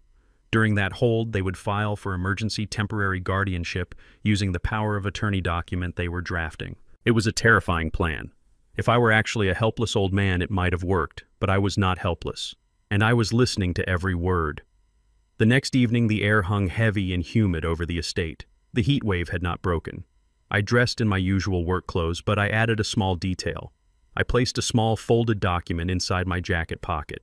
At 7 o'clock, Tyrell knocked on my door. He looked like a man who had not slept in days. His eyes were bloodshot, and his shirt was wrinkled. He tried to smile, but it looked like a grimace. Dad, he said, his voice cracking, can we call a truce? Just for tonight. Meredith made dinner. We want to talk. We want to apologize. We have a friend coming over who might be able to mediate. I looked at him. I saw the tremor in his hands. He was terrified of what he was about to do, but he was going through with it. Greed is a powerful anesthetic for the conscience. I will come, Tyrell, I said. I am starving. We walked to the main house. I did. The heat inside hit me like a physical blow. It smelled of stale air and nervous sweat. Meredith was in the kitchen stirring a pot of pasta. She was wearing a sundress and a smile that was so brittle I thought it might shatter if she spoke. Sitting at the dining table was a man who could only be Dr. Phil. He was sweating profusely, wiping his forehead with a dirty handkerchief. He wore a linen suit that was too tight, and he had the shifting eyes of a man looking for the exit. Marshall. This is Phil, Meredith said, gesturing with the spoon. He is an old friend. He wanted to meet you. Dr. Phil stood up and offered a damp hand. Pleasure to meet you, sir, he mumbled. I hear you have been having a rough week. I shook his hand. I did not squeeze. I let my hand go limp, a subtle act of frailty. It has been confusing, I said, playing the part. Very confusing. One day I have a car, the next day I do not. I forget where I put things. Meredith and Tyrell exchanged a quick look. I saw the hope ignite in their eyes. They thought the stress was already breaking me. They thought I was doing their work for them. Sit down, Dad, Tyrell said, pulling out a chair. Let me get you some iced tea. I sat. I watched Tyrell go to the kitchen island. His back was to me, but I saw him reach into his pocket. I saw him pour a small vial of clear liquid into the tall glass of tea. He stirred it quickly with his finger, then wiped his hand on his pants. He brought the glass over and set it in front of me. The ice clinked innocently against the glass. Here you go, Dad, Tyrell said. Drink up. You look dehydrated. Dehydration is bad for the memory. I looked at the glass. It was a lethal weapon disguised as a beverage. If I drank it, I would be hallucinating within 20 minutes. My heart rate would spike. I might even have a stroke. I looked at Tyrell. Thank you, son, I said. You always take care of me. I lifted the glass. I brought it to my lips. I saw them all lean forward. Meredith stopped stirring the pasta. Dr. Phil stopped wiping his face. Tyrell held his breath. I tilted the glass, but I did not drink. I pretended to cough a violent hacking cough that shook my whole body. I brought my hand up to cover my mouth, and in the confusion I tipped the glass, just slightly pouring the contents into the large potted fern that sat on the floor beside my chair. I set the empty glass down on the table with a thud. I wiped my mouth. "Excuse me," I said, my voice raspy. "Went down the wrong pipe." Tyrell looked at the empty glass. He looked at me. He thought I had swallowed every drop. "Good, Dad," he said, exhaling. "Good. Now let us eat." The dinner was a surreal piece of theater. We ate overcooked pasta in the sweltering heat while waiting for a drug that was never going to kick in to take effect. I decided to help them out. 10 minutes into the meal, I started to tap my fingers on the table. Rapid, rhythmic tapping. "Is it hot in here?" I asked, looking around wildly. "Why are the walls breathing?" Meredith kicked Dr. Phil under the table. "Sir, are you feeling all right?" Dr. Phil asked, leaning in. I stood up, knocking my chair over. "Who are you?" I shouted, pointing a shaking finger at him. "You are not Phil. You are the tax man. I paid my taxes in 1985. You cannot take my farm. I was improvising, mixing bits of old movies with generic senile tropes." It was a ridiculous performance, but they were so desperate to see it that they bought it wholesale. "Dad, sit down," Tyrell said, standing up. "You are having an episode." "I am not having an episode," I yelled, pacing around the room. "I am having a revelation. The squirrels are listening. They have wires in the trees." I grabbed a napkin and started tearing it into tiny strips, throwing them into the air like confetti. "Snow," I whispered. "It is snowing in July. The world is ending." Dr. Phil pulled a notepad from his pocket. He was writing furiously. "This is acute psychosis," he announced to the room. "He is disassociated from reality. He is paranoid. He is hallucinating. He is a clear danger to himself. Do something," Meredith screamed at him. "Write the order." "I need to stabilize him first," Dr. Phil said. "We need to get him to sign the consent for treatment and the financial proxy. If we commit him without a proxy, the state takes his assets. You need him to sign the power of attorney now while he is still conscious." Tyrell pulled a document from under his placemat. It was already prepared. Durable power of attorney. It granted Tyrell King full control over all assets and liabilities of Marshall King and his associated entities. "Dad," Tyrell said, approaching me cautiously as if I were a wild animal. "I need you to sign this. It is just a receipt for the snow. If you sign it, the squirrels will go away." I looked at him. I looked at the paper. I let my eyes lose focus. I let my mouth hang open slightly. "The squirrels will go away?" I asked softly. "Yes, Dad," Tyrell said, thrusting the pen into my hand. "Just sign here, on the line, and everything will be fine. We will take care of everything." I took the pen. My hand trembled intentionally. I looked at the document. I knew exactly what it was. But I also knew something Tyrell did not. I knew that the specific entity named in the document, King Holdings LLC, had been dissolved by me electronically 3 hours ago. Its assets had been transferred to a new trust called the Coretta Foundation. The only thing left in King Holdings LLC was a dormant bank account with a zero balance and a significant tax liability I had inherited from a failed acquisition years ago. If I signed this, I was not giving him my fortune. I was giving him my debt. I put the pen to the paper. "For the squirrels," I muttered. I scribbled my signature. It was messy but legible. Marshall King. Tyrell snatched the paper away the moment the ink was dry. He held it up like a trophy. He looked at Meredith and grinned. It was the grin of a man who thinks he just won the lottery. "I got it," he whispered. "I got it all." Dr. Phil stood up. "Okay, now that we have that, I can call the ambulance. We will take him to the psychiatric ward at County General. I will sign the commit order." "No," I shouted, suddenly dropping the act completely. I stood up straight. I stopped shaking. I looked at them with clear, cold eyes. The change was so abrupt that Tyrell took a step back. "No ambulance," I said, my voice firm and commanding. Tyrell looked confused. "Dad, what are you doing? Sit down. You are sick." "I am not sick, Tyrell," I said, brushing the napkin scraps off my jacket, "and I am not hallucinating. But that fern might be." I pointed to the potted plant beside my chair. It was already starting to droop, the leaves turning brown from the toxic chemical cocktail I had poured into it. "I did not drink your tea, son," I said. "I poured it in the plant. I have been acting, and you have been recording." I pointed to the security camera in the corner of the ceiling. The little red light was blinking. You forgot about the cameras, Tyrell. You forgot I installed them. You forgot I control the cloud server. This entire dinner, the poisoning, the conspiracy to commit fraud. Dr. Phil here practicing without a valid license. It is all recorded. It is all in the cloud. Dr. Phil turned pale. He looked at the camera, then at the door. I am leaving, he said, grabbing his bag. I did not sign anything. I was never here.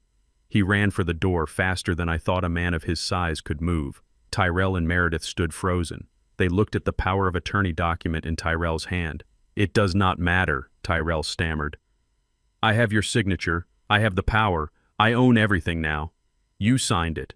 You are incompetent. I own King Holdings. I smiled. It was the smile of a chess master checkmating a novice. You do own King Holdings, Tyrell, I said. Congratulations. You now have full legal authority over an empty shell company that currently owes the IRS about $50,000 in back taxes and penalties from a bad merger in the 90s. I transferred the real assets, the house, the cash, the investments to a new irrevocable trust this morning. You did not steal my fortune, son. You stole my debt. Tyrell looked at the paper in his hand. He looked at Meredith. He looked at me. What he whispered. You wanted responsibility, I said, walking toward the door. You got it. You are now the CEO of a debt-ridden ghost company. Enjoy the paperwork.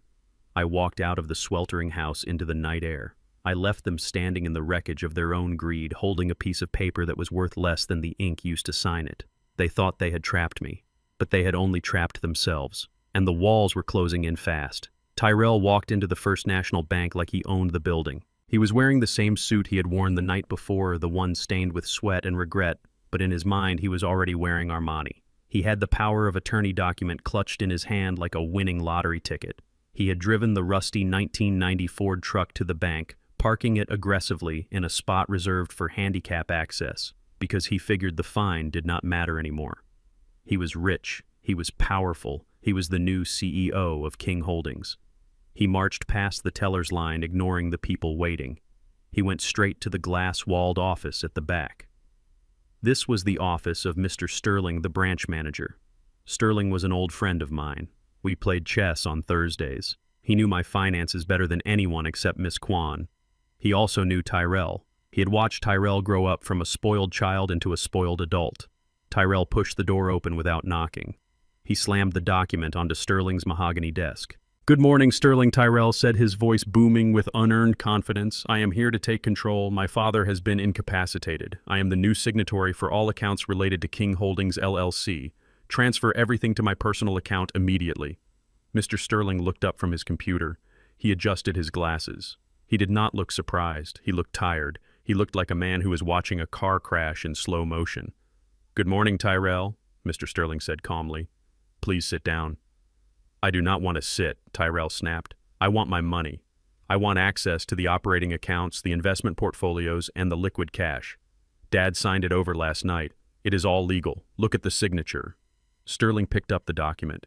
He examined it carefully. He checked the date. He checked the witness signature, which was notably absent since Dr. Phil had run away, but the notary stamp from a previous page Tyrell had forged made it look official enough to pass a casual glance. But Sterling was not casual. This appears to be a general power of attorney granting full administrative rights over the entity known as King Holdings, LLC, Sterling said. Exactly, Tyrell said, grinning. That is the one, the big one. Now move the money. I have a house to staff and a wife who needs a new car. Sterling typed something into his keyboard. He stared at the screen for a long moment. Then he looked back at Tyrell. There was a strange glint in his eye. It was not fear. It was pity. Tyrell, Sterling said, Are you fully aware of the current financial standing of King Holdings, LLC? Tyrell laughed. Of course I am. It is worth millions. The house alone is $5 million. The portfolio must be 10 times that. Stop stalling, Sterling. Do your job. Sterling turned the monitor around so Tyrell could see it. The screen was filled with red numbers. Lines and lines of red. King Holdings, LLC was indeed a massive entity. Sterling explained, his voice professional and dry. However, as of 8 a.m. this morning, a significant restructuring occurred. The assets, including the real estate portfolio, the cash reserves, and the investment bonds, were transferred out of this entity into a new, irrevocable trust called The Coretta Foundation. Tyrell froze. The smile slid off his face like oil. Transferred? He whispered. Transferred where? To the trust, Sterling said. Your father executed the transfer electronically just before he signed this document for you. He was very specific. King Holdings, LLC, was stripped of all positive assets. Tyrell leaned forward, his hands gripping the edge of the desk until his knuckles turned white. So what is left? He asked, his voice trembling. What is in the company? Sterling pointed to the bottom line on the screen. Liabilities, Sterling said. You see, King Holdings was originally created to absorb the toxic debt from a failed commercial development project your father bought out in the 90s. He kept the shell active for tax loss harvesting purposes. It currently holds $2.4 million in outstanding liens and deferred tax liabilities. Tyrell stared at the screen. He blinked. He could not process the numbers. $2 million in debt, he choked out. Correct, Sterling said. And since you just presented a document claiming full legal responsibility for this entity, and since you demanded to take control, you have effectively assumed personal liability for managing this debt. The IRS has been waiting for a settlement payment. I assume, since you are now the person in charge, you will be writing that check today. Tyrell stumbled back. He looked at the paper on the desk. The paper he had forced me to sign. The paper he thought was his golden ticket. It was a death warrant. No, Tyrell shouted. No, that is a lie. He tricked me. He is senile. He did not know what he was doing. Mr. Sterling took the paper back. On the contrary, Tyrell. Your father seemed very lucid when he called me this morning to alert me that you might be coming in. He told me you were eager to take on more responsibility. He wanted to give you the chance to prove your business acumen. Managing a debt crisis is a rite of passage for any CEO. Tyrell grabbed his hair, pulling at it. I do not want it, he screamed. Cancel it. Tear it up. I do not want the company. Give me the trust. Give me the foundation. I am afraid I cannot do that, Sterling said, cold as ice. You are not a trustee of the Coretta Foundation. In fact, the trust documents explicitly state that no funds are to be dispersed to Tyrell King or any of his affiliates under any circumstances. You are locked out, Tyrell. Completely and totally locked out. Tyrell looked around the office. He looked at the security cameras. He looked at the door. He realized he had walked into a trap. He had been so blinded by greed that he did not check what he was stealing. He had stolen a bomb. He lunged for the computer. Transfer it back, he yelled, reaching for the keyboard. Put the money back. I am the son. It is mine. Sterling stood up. He was an older man, but he was imposing. Sit down, Tyrell Sterling barked. You are making a scene, and you are about to make things much worse for yourself. Tyrell was breathing hard, his chest heaving. He looked wild. I am not leaving without money, he hissed. I have nothing. Do you hear me? I have nothing. Then you should have gotten a job, Sterling said simply. At that moment, the door to the office opened. Tyrell spun around, expecting security, expecting to be thrown out. Instead, two men in plain suits walked in. They were not bank security. They wore badges on their belts. One of them held a pair of handcuffs. Tyrell King, the first officer said. Tyrell backed up against the window. Who are you? He asked, his voice barely a squeak. Detective Miller, Economic Crimes Unit, the officer said. We received a flag on this account this morning. An attempt to access funds using a fraudulent instrument obtained through coercion and elder abuse. Tyrell looked at Sterling. You called the cops? He gasped. I did not have to, Sterling said. The system did it automatically. When you try to take over a corporate account with a document that has been flagged for duress, it triggers a silent alarm. Your father protects his assets, Tyrell. He protects them from everyone, even you. No, Tyrell shouted. I did not coerce him. He gave it to me. We had dinner. He signed it. We have the video footage from the dinner, Tyrell, the detective said. Your father uploaded it to the cloud. We saw the powder in the drink. We saw the threats. We saw the fake doctor. We have it all. Tyrell's legs gave out. He slid down the glass wall until he hit the floor. He sat there looking up at the men who were about to end his life. He knew Tyrell whispered. He knew the whole time. He played you, son, the detective said, pulling Tyrell to his feet. He gave you exactly enough rope to hang yourself, and you tied the knot perfectly. They spun him around. Tyrell did not resist. He was in shock. He felt the cold steel of the handcuffs click around his wrists. The sound was loud in the quiet office. It was the sound of finality. "You are under arrest for attempted bank fraud conspiracy to commit theft and elder abuse," the detective recited. "You have the right to remain silent." Tyrell was marched out of the office. He walked past the line of customers. He walked past the tellers who were watching with wide eyes. He walked past the ATM machine where he had tried to withdraw cash an hour ago. He was led out into the bright sunlight. He saw the rusty Ford truck parked in the handicap spot. He saw a tow truck backing up to it. Even the truck was getting taken away. I was not there, but I watched the security feed from the bank lobby on my laptop. I saw my son in handcuffs. I saw the look of utter devastation on his face. It did not feel like a victory. It felt like an amputation. I had cut off a part of myself to save the rest. I had sacrificed my son to save my soul. I closed the laptop. The silence in the cottage was heavy. Tyrell was going to jail. Meredith was at the mansion, probably trying to sell the silverware. Leo was gone. The empire of King Holdings was safe. The money was secure, but the family was dead. I stood up and walked to the window. I looked out at the sprawling estate. It was beautiful. It was majestic. And it was empty. I had ended the convenience. I had ended the entitlement. But I had also ended the hope that maybe, just maybe, he would change on his own. He did not change. He doubled down. And now he was paying the price. I picked up my phone. I dialed Miss Kwan. "It is done," I said when she answered. "Is he in custody?" she asked. "Yes," I said. "What is the next step, Mr. King? Do you want to post bail?" I looked at the empty driveway. I thought about the poison in the tea. I thought about the eviction notice. I thought about the look on his face when he told me to disappear. "No," I said. "Let him sit there. Let him sit in a cell where the lights stay on but the door stays locked. Let him think about what he did. We will discuss bail in a week, maybe 2. I hung up. I had taught him a lesson about money. Now he needed a lesson about time. And prison time moves slower than any other time on earth. It was time for Tyrell to learn patience. While my son was being fingerprinted and photographed like a common criminal at the county jail, Meredith was busy committing a felony of her own back at the estate.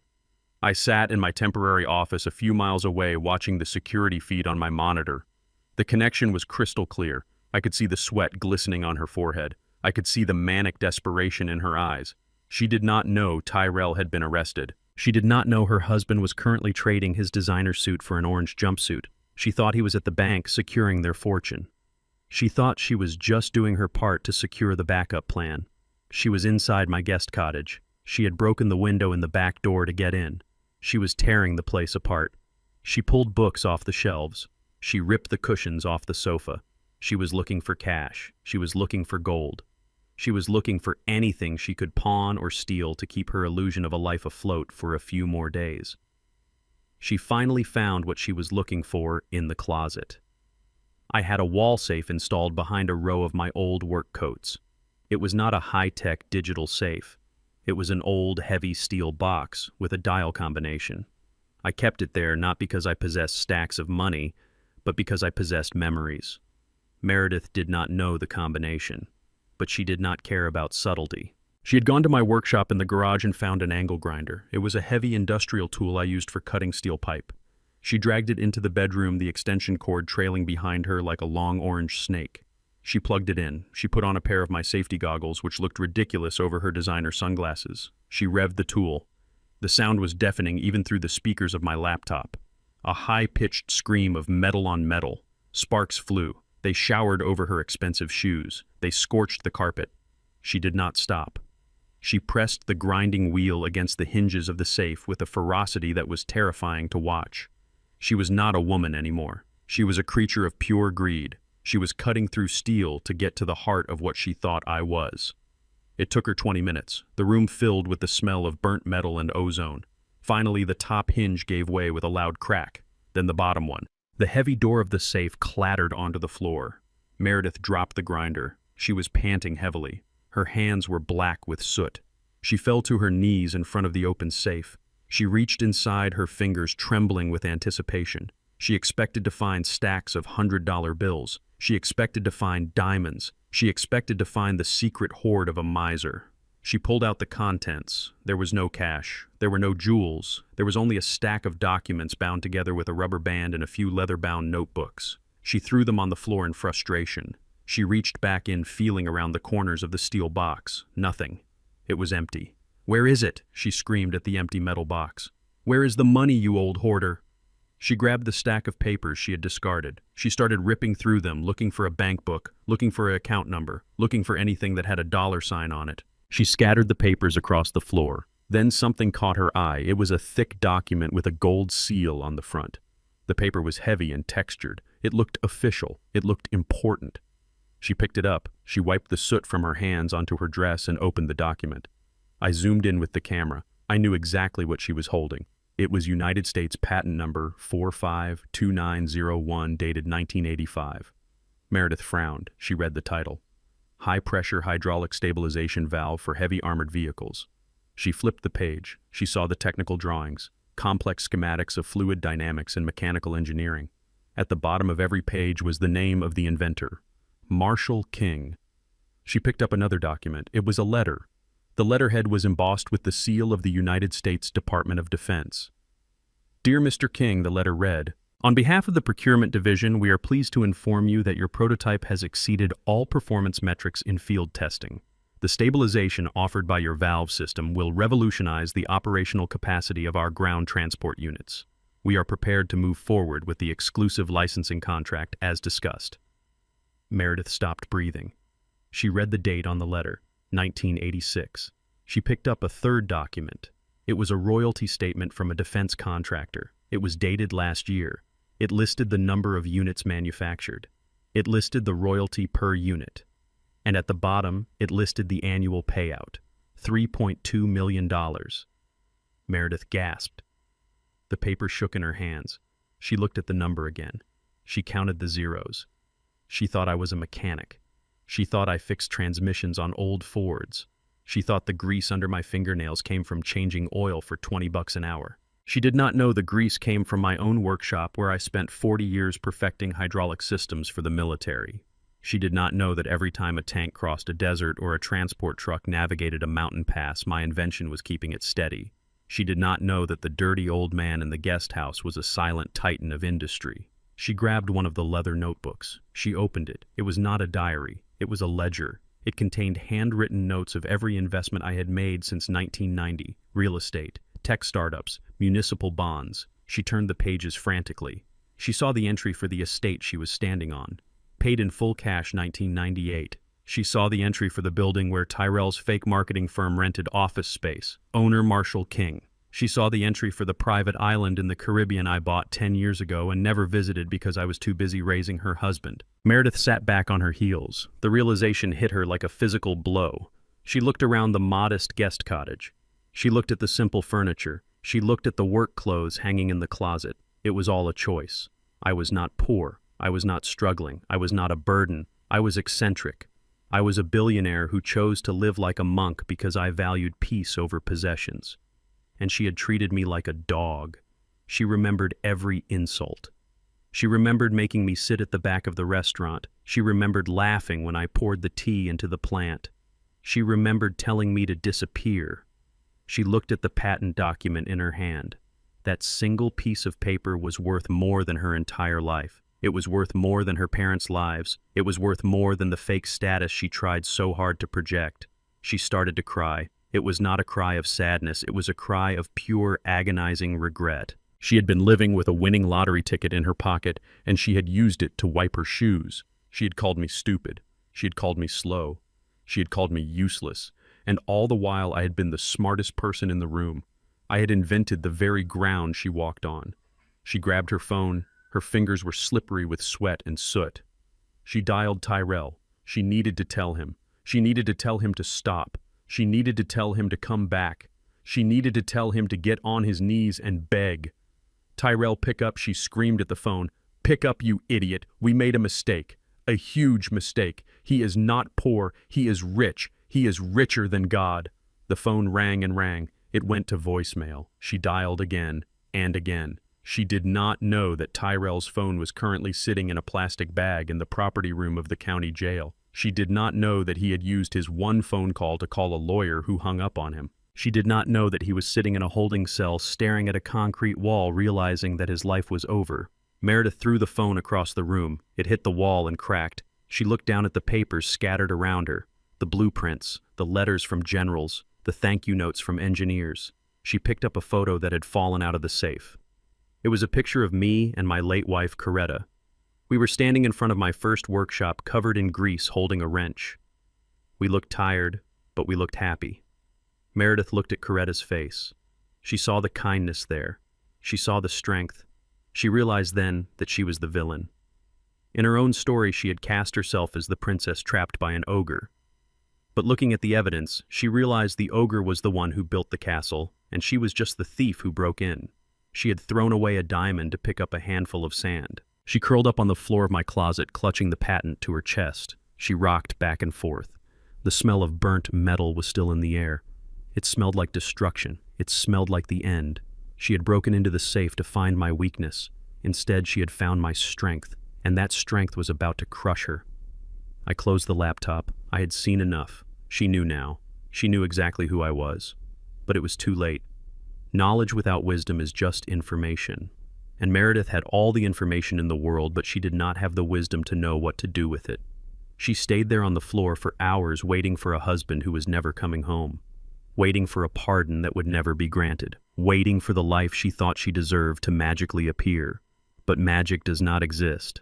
Only physics exists. For every action there is an equal and opposite reaction. They had pushed me, and now the physics of their world was pushing back, hard. I signed the waiver to drop the charges temporarily, not because I had forgiven him, but because the lesson was incomplete. A night in jail teaches you about confinement, but it does not teach you about consequence. Tyrell needed to see his empire crumble in the light of day. He walked out of the county detention center at 8 in the morning, wearing the same ruined suit smelling of stale sweat and despair. He did not call me. He did not call his wife. He did the one thing a desperate man with a crumbling ego does. He went for the money. I tracked him via the location data on his phone, which was still part of the family plan I paid for. He took a cab straight to the downtown district where King Marketing rented a penthouse office suite. It was a space I had advised him against leasing 5 years ago. It was too big, too expensive, and entirely unnecessary for a company that had only 3 real clients.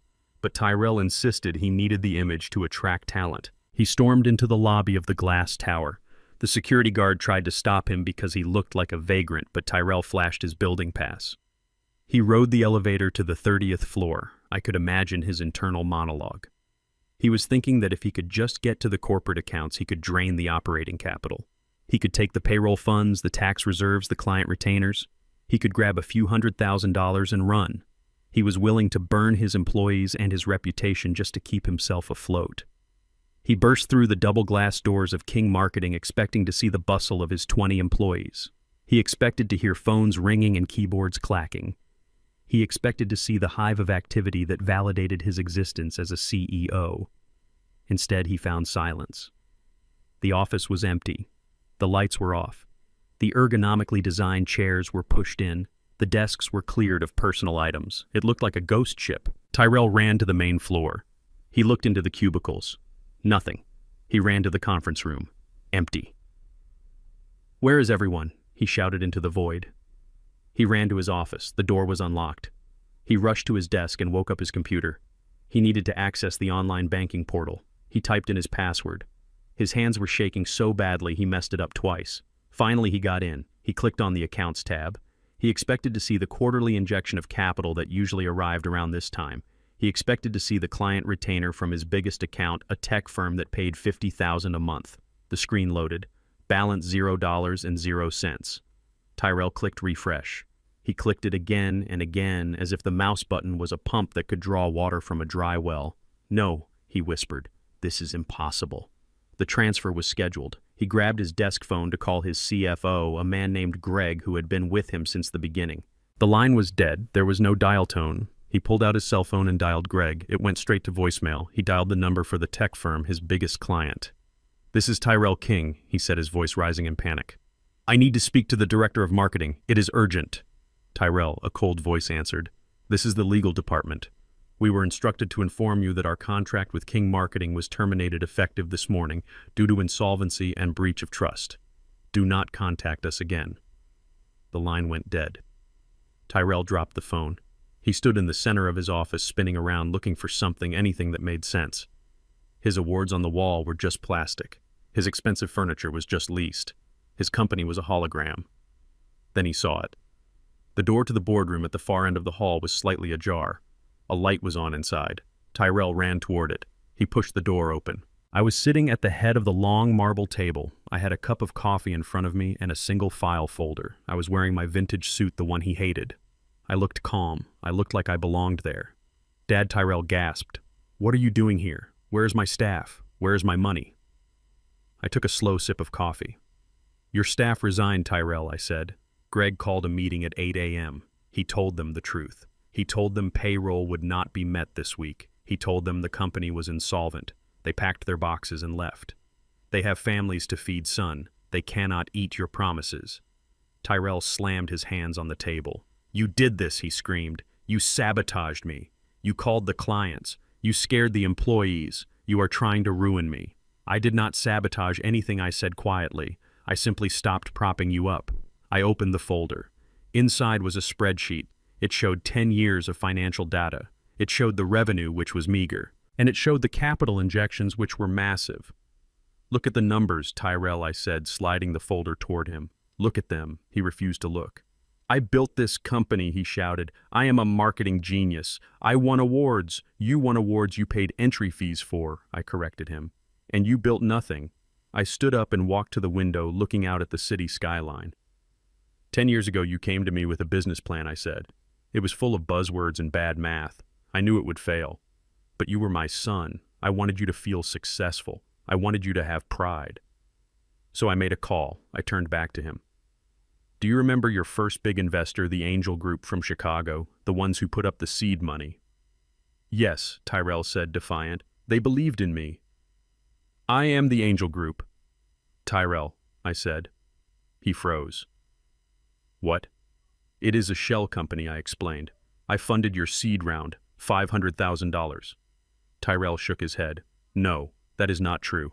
And when you needed a second round because you spent the first one on office furniture and parties, I funded that too," I continued. "And when you landed that big tech client 5 years ago, who do you think owns that tech firm, Tyrell?" He stared at me, his mouth opening and closing. "I hold a controlling interest in that tech firm through King Holdings," I said. "I ordered them to hire you. I ordered them to pay you a retainer that was 3 times the market rate just so you could make payroll." Tyrell backed away until he hit the wall. He looked like a man who had just found out gravity was a lie. "You mean," he whispered, "all of it, the clients, the investors?" "All me," I said. "I have been pumping money into this corpse for a decade. I paid your salary, I paid your rent, I paid your bonuses. I have spent $4 million keeping this fantasy alive because I thought if I gave you enough time, you would eventually learn how to swim." I walked toward him.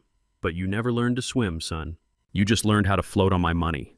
You strutted around this city acting like a titan of industry, calling me a mechanic, calling me embarrassing. You did not know that the hand you were biting was the only thing holding you up."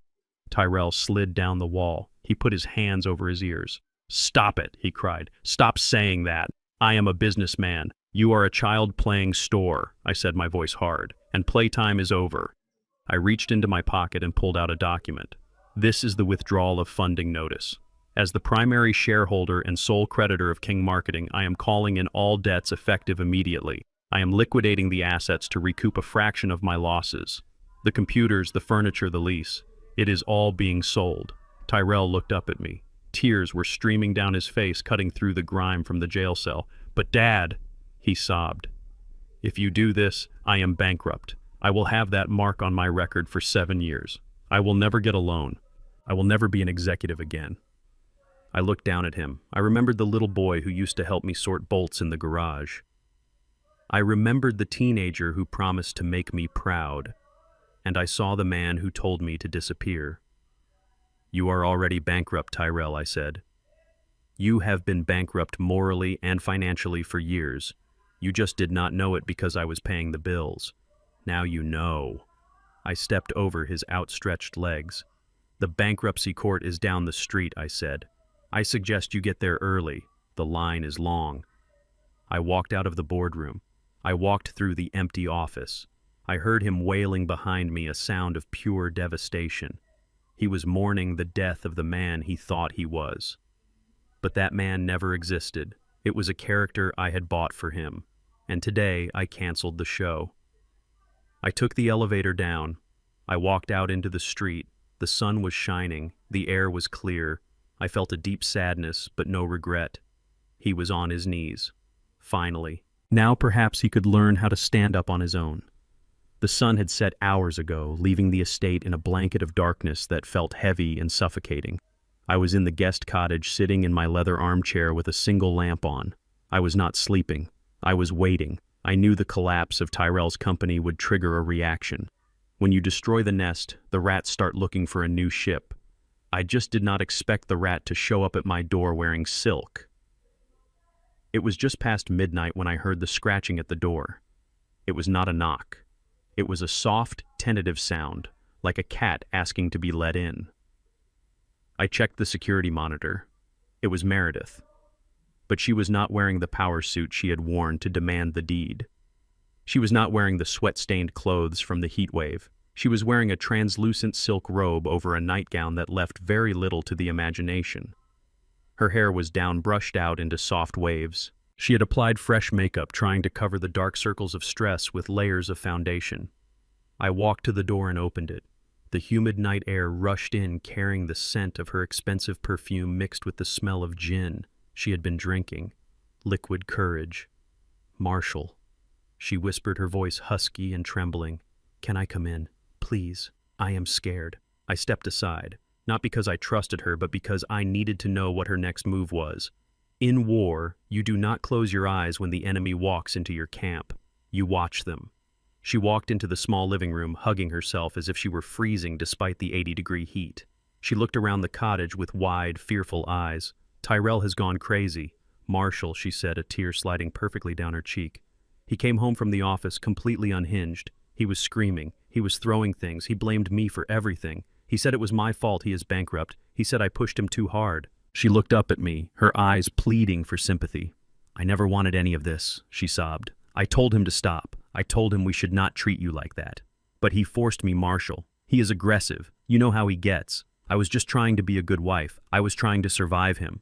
I stood by the door, my arms crossed. I listened to her rewrite history. I listened to her paint herself as the victim of the man she had manipulated for a decade. It was a masterclass in gaslighting.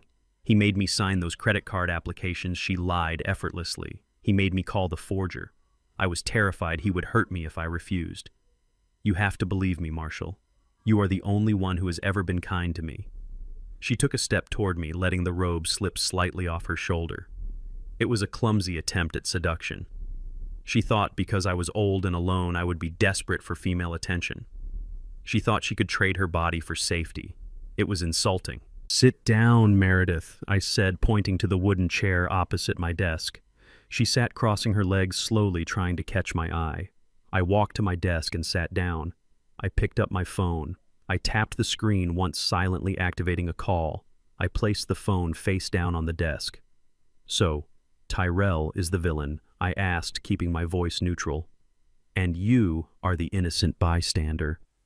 "Yes," she breathed, leaning forward. "He is toxic, Marshall. He is just like his... Well, he is nothing like you. You are strong. You are smart. I saw the patent papers in the safe. I know who you really are now. You are a genius. Tyrell is just a leech." She paused, licking her lips. "I made a mistake marrying him," she whispered. "I chose the wrong kingman." I stared at her. The audacity was breathtaking. She was hitting on her father-in-law while her husband was having a nervous breakdown in the main house 100 yards away. "What do you want, Meredith?" I asked, cutting through the performance. "You did not come here at midnight to tell me I am smart.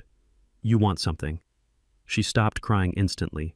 The tears evaporated, her posture straightened. The mask slipped just a fraction, revealing the calculator behind her eyes.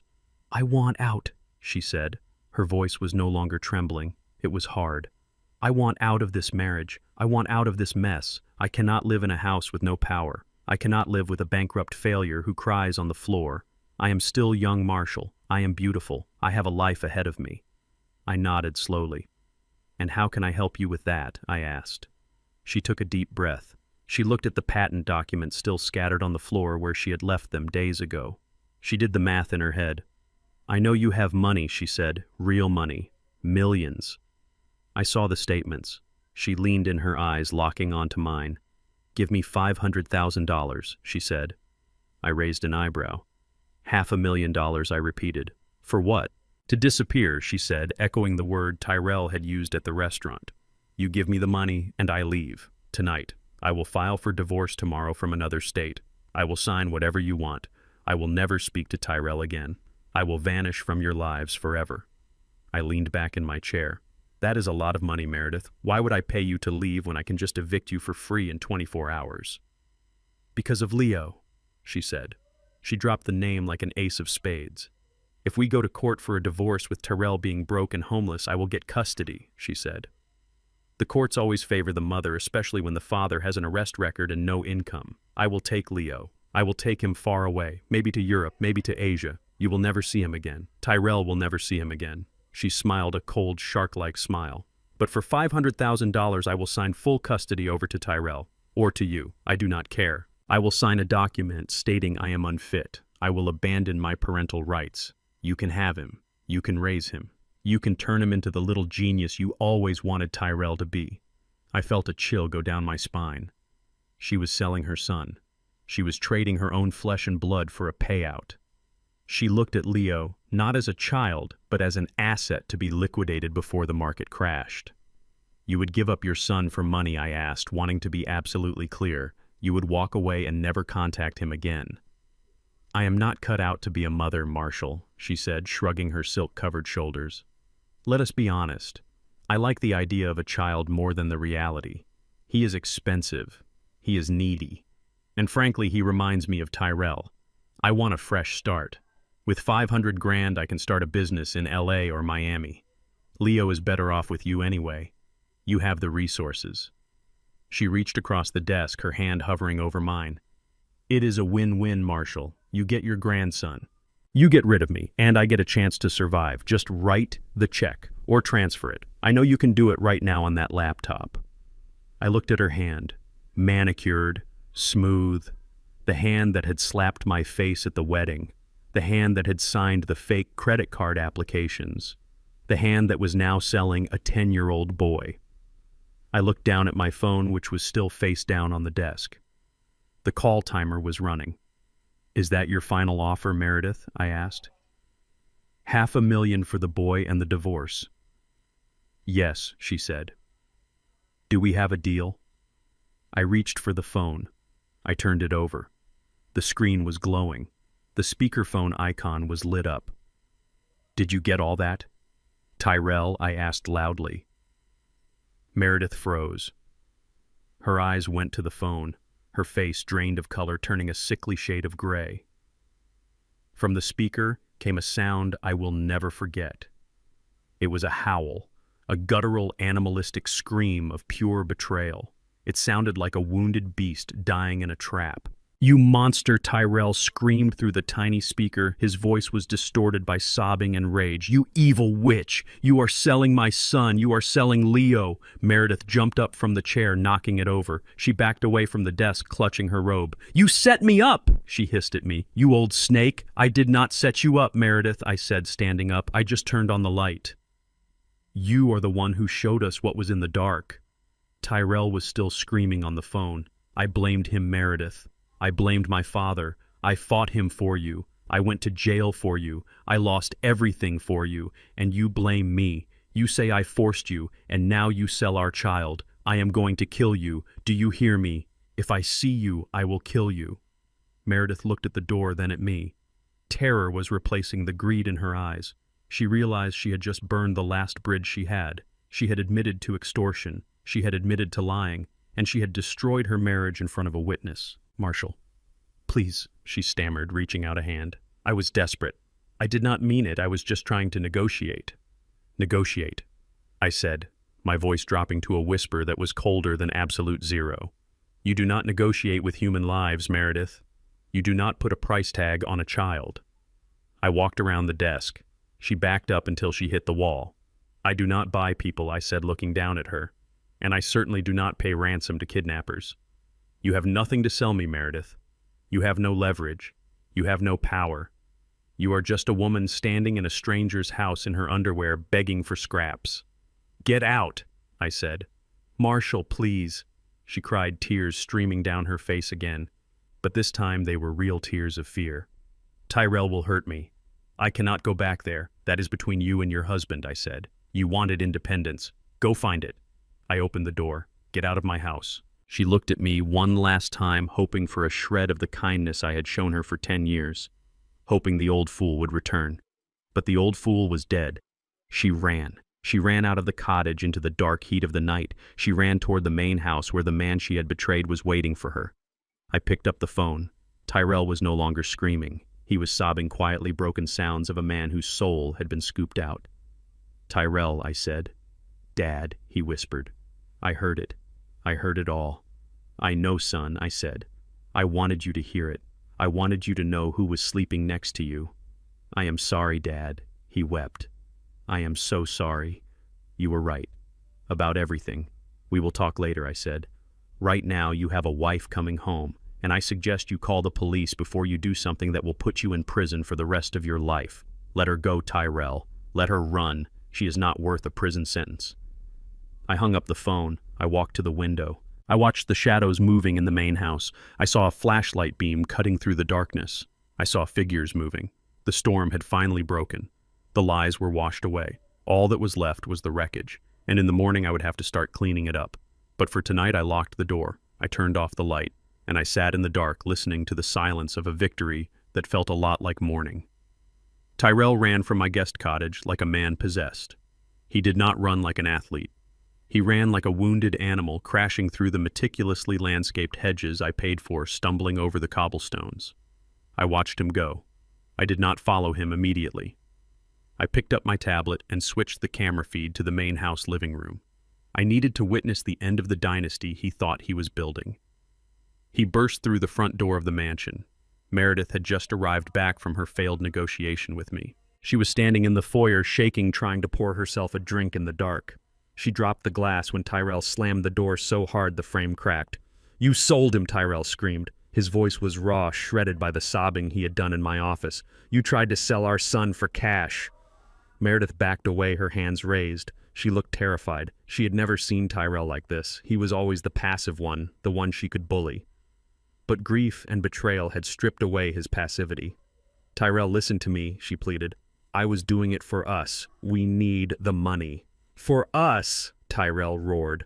"There is no us. You never cared about us. You just wanted the house. You just wanted the status. And now that it is gone, you are selling my flesh and blood to the highest bidder." He lunged at her. He did not hit her. He grabbed the expensive vase on the entry table, a vase she had bought with my money, and smashed it against the wall. Shards of porcelain flew everywhere. Meredith screamed. "You are crazy!" she yelled, running toward the stairs. "You belong in a cage!" Tyrell chased her. He was tearing down everything in his path. He ripped paintings off the walls. He overturned the antique chairs. He was destroying the stage set of their fake life. "I am not the crazy one," he shouted. "I loved you. I gave you everything. I stole from my father for you. And you treat me like garbage." The noise was deafening. The neighbors in the adjacent estate could hear it. They were the people Tyrell had spent years trying to impress. The doctors, the lawyers, the old money. Now they were standing on their balconies holding glasses of wine, watching the King family implode. I saw the flashing lights reflect off the living room windows before I heard the sirens. Someone had called the police. Again. 2 officers burst through the open front door. They found Tyrell at the bottom of the stairs, sobbing uncontrollably, surrounded by the wreckage of his marriage. Meredith was at the top of the stairs, screaming that he was trying to kill her. It was a scene of utter degradation. The police handcuffed Tyrell not because he had hurt her, but because he was incoherent with rage and they needed to secure the scene. They dragged him out to the patrol car. I walked out to the edge of my porch. I saw the neighbors holding up their phones. They were filming. The downfall of Tyrell King was being live-streamed to the very social circles he desperately wanted to join. He was finally famous, but not in the way he wanted. The police did not take him to jail this time. They saw a domestic dispute, a broken man, and a hysterical woman. They issued a citation for disturbing the peace and ordered him to take a walk to cool off. They told Meredith to stay in the house and lock the door, but Meredith did not stay. As soon as the police lights faded into the distance, Meredith went into overdrive. She knew she had burned her bridges. She knew Tyrell would never forgive her. She knew I would never pay her. She had one option left: looting. I watched on the monitor as she ran into the master bedroom. She pulled a large suitcase from the closet. She did not pack clothes. She did not pack toiletries. She went straight to the wall safe hidden behind a painting. She knew the combination to this one. It was her birthday. She opened it. Inside was the jewelry box Tyrell had given her over the years. Inside were the pieces she believed were family heirlooms passed down from my wife, Coretta. There was the diamond necklace Tyrell gave her for their 5th anniversary. There were the pearl earrings she wore to the wedding. There was the emerald ring she claimed was worth $50,000. She dumped them all into her bag. Her hands were shaking with greed. She looked at the sparkling stones and I could see the calculation in her eyes. She thought she was holding her retirement fund. She thought she was holding her ticket to a new life in Miami. She did not know the truth. Years ago, when Tyrell first started bringing Meredith around, I saw the way she looked at jewelry. I saw the hunger. So I made a decision. I took Coretta's real collection, the pieces I had bought for her when my first big patent check cleared, and I put them in a safety deposit box in Zurich. Then I had replicas made. High-quality replicas. The diamonds were cubic zirconia. The emeralds were colored glass. The gold was plated. They looked real enough to fool a social climber, but they would not fool a pawnbroker. Meredith was stealing costume jewelry. She was robbing a prop house. She zipped up the bag. She looked around the room one last time. She did not look sad. She did not look regretful. She looked annoyed that she could not carry more. She ran downstairs. She did not check on the damage she had caused. She did not leave a note for Tyrell. She ran out the back door, dragging the suitcase across the patio. She disappeared into the darkness, heading toward the main road where she had presumably called a taxi with the last few dollars on a hidden credit card I did not know about. She was gone. She vanished into the night, clutching a bag of glass and lies. I watched her go. I felt a strange sense of relief. The parasite had detached itself. The host was damaged, but he would survive. An hour later, Tyrell returned. He walked up the driveway, his head hanging low. The adrenaline had worn off, leaving him empty. He walked into the dark, silent house. He called her name once. Meredith. There was no answer, just the echo of his own voice bouncing off the high ceilings. He walked through the debris in the living room. He walked up the stairs. He went into the bedroom. He saw the open safe. He saw the empty jewelry box on the floor. He understood. He walked back downstairs. He went to the kitchen. He opened the refrigerator, but the light did not come on. The food inside was warm. He grabbed a bottle of water. It was lukewarm. He sat down on the floor in the middle of the kitchen, the same spot where he had plotted against me just 48 hours ago. The darkness was absolute now. The moon was hidden behind clouds. He started to cry. It was not the angry, screaming cry from before. It was a soft, broken whimpering. It was the sound of a child who wakes up from a nightmare and realizes he is alone. "Mom," he whispered. "Mom, where are you?" He was calling for Coretta. He was calling for the mother who had died before she could see him become this. He was calling for the only person who had ever loved him without condition besides me. "Mom, I messed up." He sobbed. "I messed everything up. I am sorry." I stood outside the kitchen window. I was hidden by the bushes. I could hear him clearly through the open window. My heart was breaking.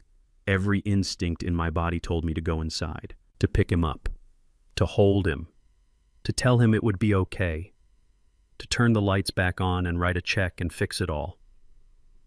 But I could not. If I went in there now, I would be robbing him of the lesson.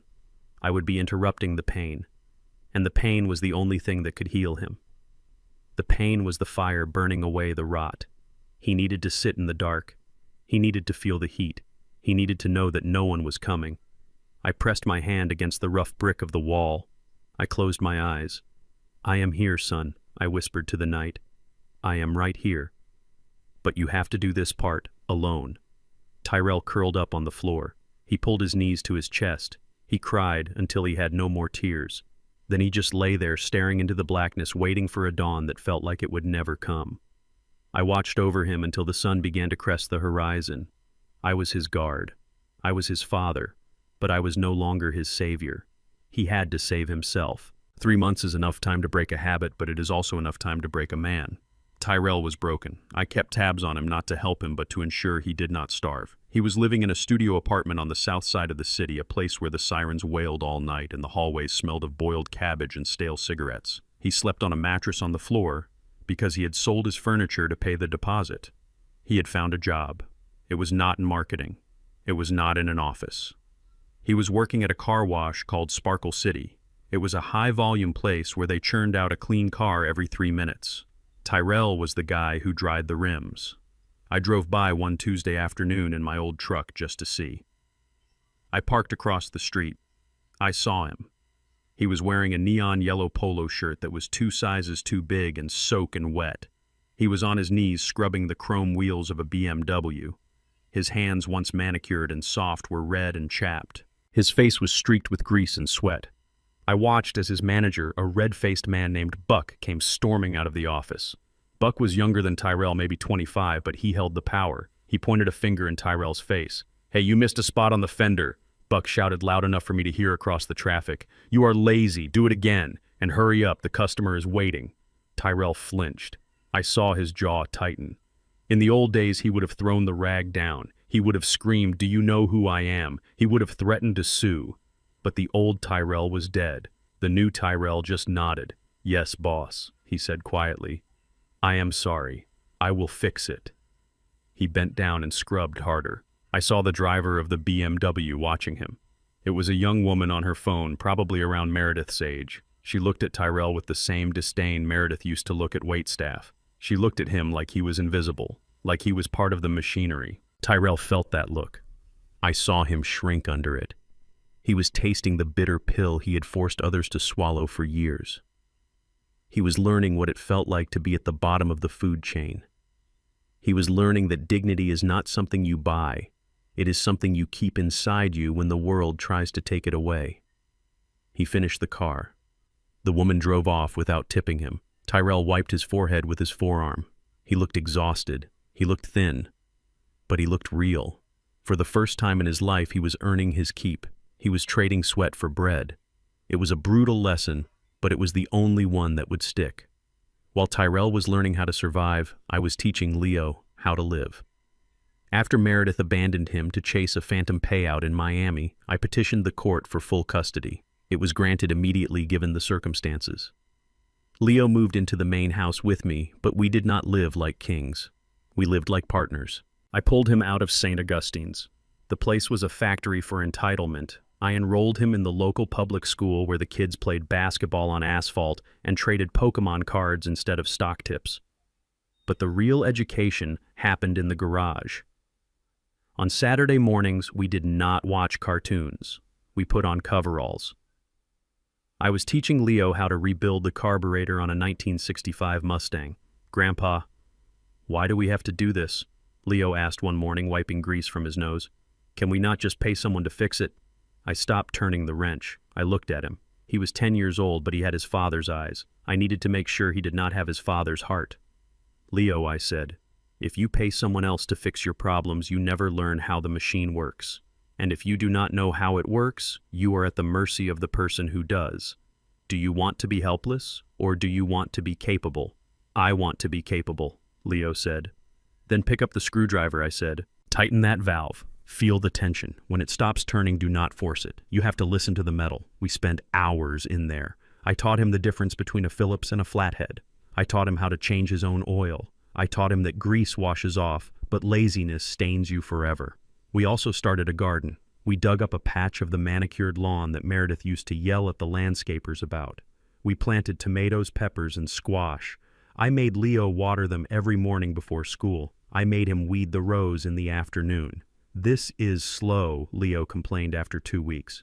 "Why do we not just buy tomatoes at the store?" "Because store tomatoes taste like water and cardboard," I told him. "These tomatoes will taste like sunshine and hard work." Wait. When the first tomato ripened red and heavy on the vine, I let him pick it. We sliced it right there in the kitchen with a pinch of salt. Leo took a bite. His eyes went wide. "It is sweet," he said, surprised. "That is the taste of earning it, Leo," I said. Food always tastes better when you grew it yourself. Money spends better when you earned it yourself. Never forget that. I saw the change in him day by day. The whining stopped. The demands for new video games stopped. He started asking questions about how things were made. He started saying please and thank you. He was becoming a person. He was becoming the boy Tyrell should have been. One afternoon I drove Leo to his new school. It was a red brick building with a chain-link fence around the playground. It was loud and chaotic and full of life. Leo jumped out of the truck, his backpack bouncing on his shoulders. He was wearing jeans and a simple t-shirt I had bought him at a department store. No logos, no designer labels, just clothes. He ran toward his friends, a group of boys who were arguing about who was the fastest runner. Leo joined in laughing. He looked happy. He looked unburdened. I watched him go inside. As I put the truck in gear, I noticed a movement across the street. There was a figure standing behind a large oak tree near the bus stop. It was a man wearing a hooded sweatshirt and dirty work boots. He was trying to stay hidden, but I knew that posture. I knew the way he held his shoulders. It was Tyrell. He had taken the bus all the way from the south side. It must have taken him 2 hours. He was not there to cause a scene. He was not there to kidnap Leo. He was just watching. I stayed in my truck, observing him. Tyrell was staring at the school entrance where Leo had just disappeared. He had a look of such profound longing on his face that it made my chest ache. He saw his son laughing. He saw his son wearing cheap clothes. He saw his son happy without him. Tyrell took a step forward as if he wanted to run to the door, but then he stopped. He looked down at his own hands stained with oil and dirt. He looked at his reflection in the window of a parked car. He saw what he had become, a man who could not provide, a man who had failed. He realized in that moment that he had nothing to offer Leo. Not money, not wisdom, not even a ride home. He wiped his eyes with the sleeve of his sweatshirt. He took a deep breath. It was a shuddering breath that I could see from 50 yards away. He turned around. He did not approach the school. He did not try to talk to the teachers. He walked back to the bus stop. He sat down on the bench alone. He pulled a crumpled piece of paper from his pocket. It looked like a schedule. He checked the time. He waited. I watched him for 10 minutes until the city bus arrived. He climbed on, dropping his coins into the fare box. He walked to the back and sat down, staring out the window at the school one last time as the bus pulled away. He had let go. He had accepted his punishment. He had realized that his absence was the only gift he could give his son right now. That was the moment I knew there was hope. He was not cured, he was not fixed. But the arrogance was gone. The entitlement was shattered. He was feeling the weight of his own choices. And for the first time, he was carrying that weight without asking me to lift it. I drove home slowly. The estate was quiet. The garden was growing. Leo was safe. And Tyrell was on a bus heading back to his reality. The convenience was over. The hard work had begun. And somewhere in the grime of a car wash, a man was starting to build a soul from scratch. It would take a long time. But I had time. I wasn't going anywhere. It has been 12 months since the lights went out at the mansion. 12 months since the silence fell. But today, there is noise. The sound of grinders, the spark of welders, the hum of servers. I sold the estate. I sold the pool. I sold the tennis court. I took that money and I bought an entire city block in the forgotten part of town. I built the Coretta King Vocational Institute. It is not a charity. It is a boot camp for life. We teach young men and women how to build things with their hands and their minds. We teach them that the only thing the world owes them is an opportunity, and even that you have to fight for. I was standing on the catwalk overlooking the main shop floor.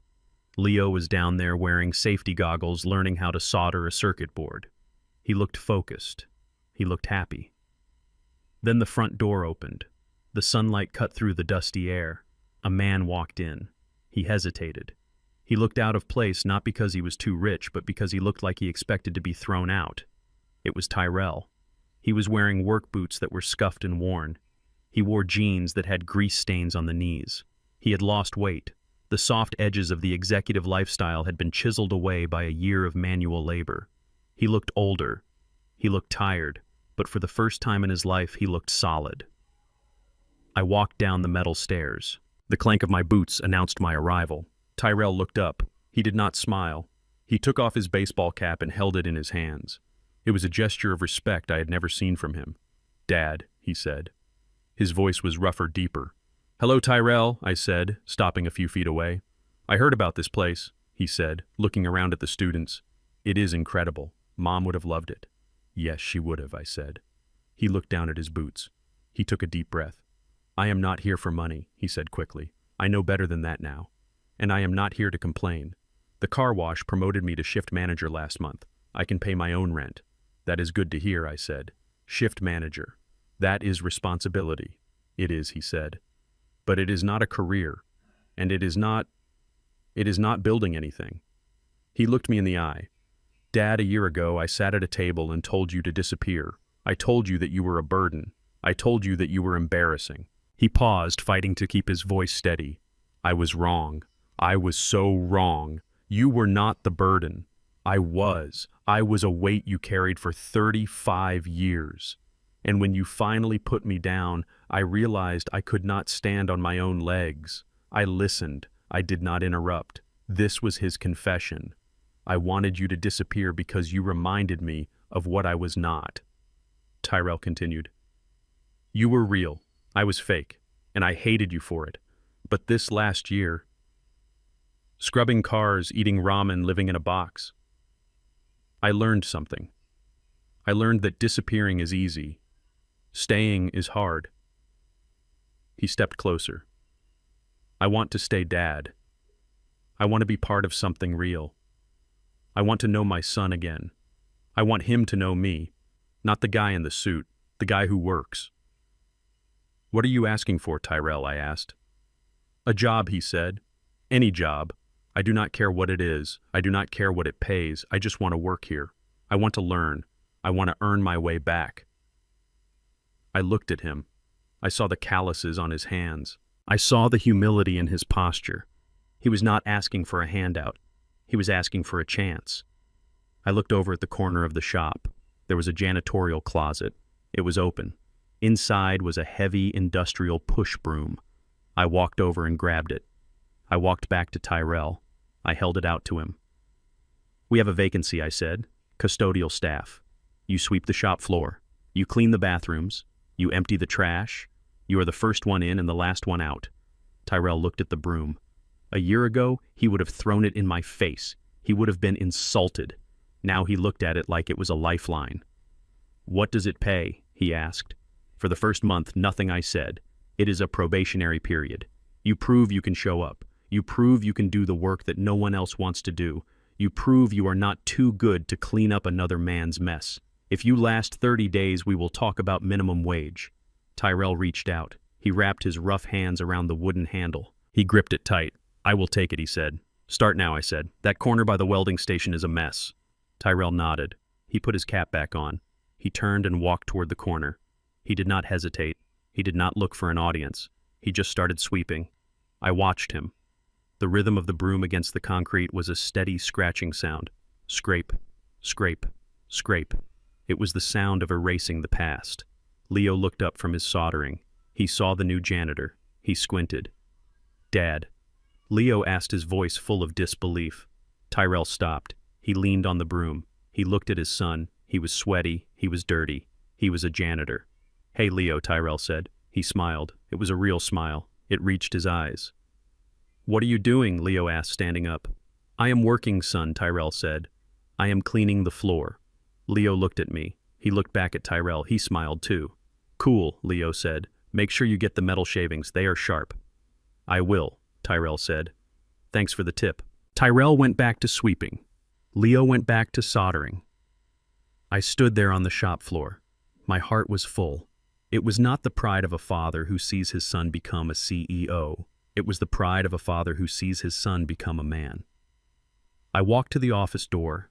I looked back one last time. The convenience was gone. The luxury was gone. The lies were gone. But for the first time in the history of the King family, we were all working. We were all building. We were all real. I nodded to myself. It was finished. And it was just beginning. We often mistake providing for our children with loving them. But when we give them everything without asking for anything in return, we rob them of their greatest asset, their own capability. I thought I was protecting Tyrell from the harshness of the world, but I was actually preventing him from becoming a man. True love isn't about making life easy. It's about making life meaningful. By taking away the safety net, I forced him to build his own wings. It was the hardest thing I ever did, but also the most necessary. You cannot buy character. You have to forge it in the fire of struggle. If you agree that tough love is sometimes the only way to save a family, hit that like button and subscribe for more stories of justice and redemption. Let me know in the comments, would you have done what I did?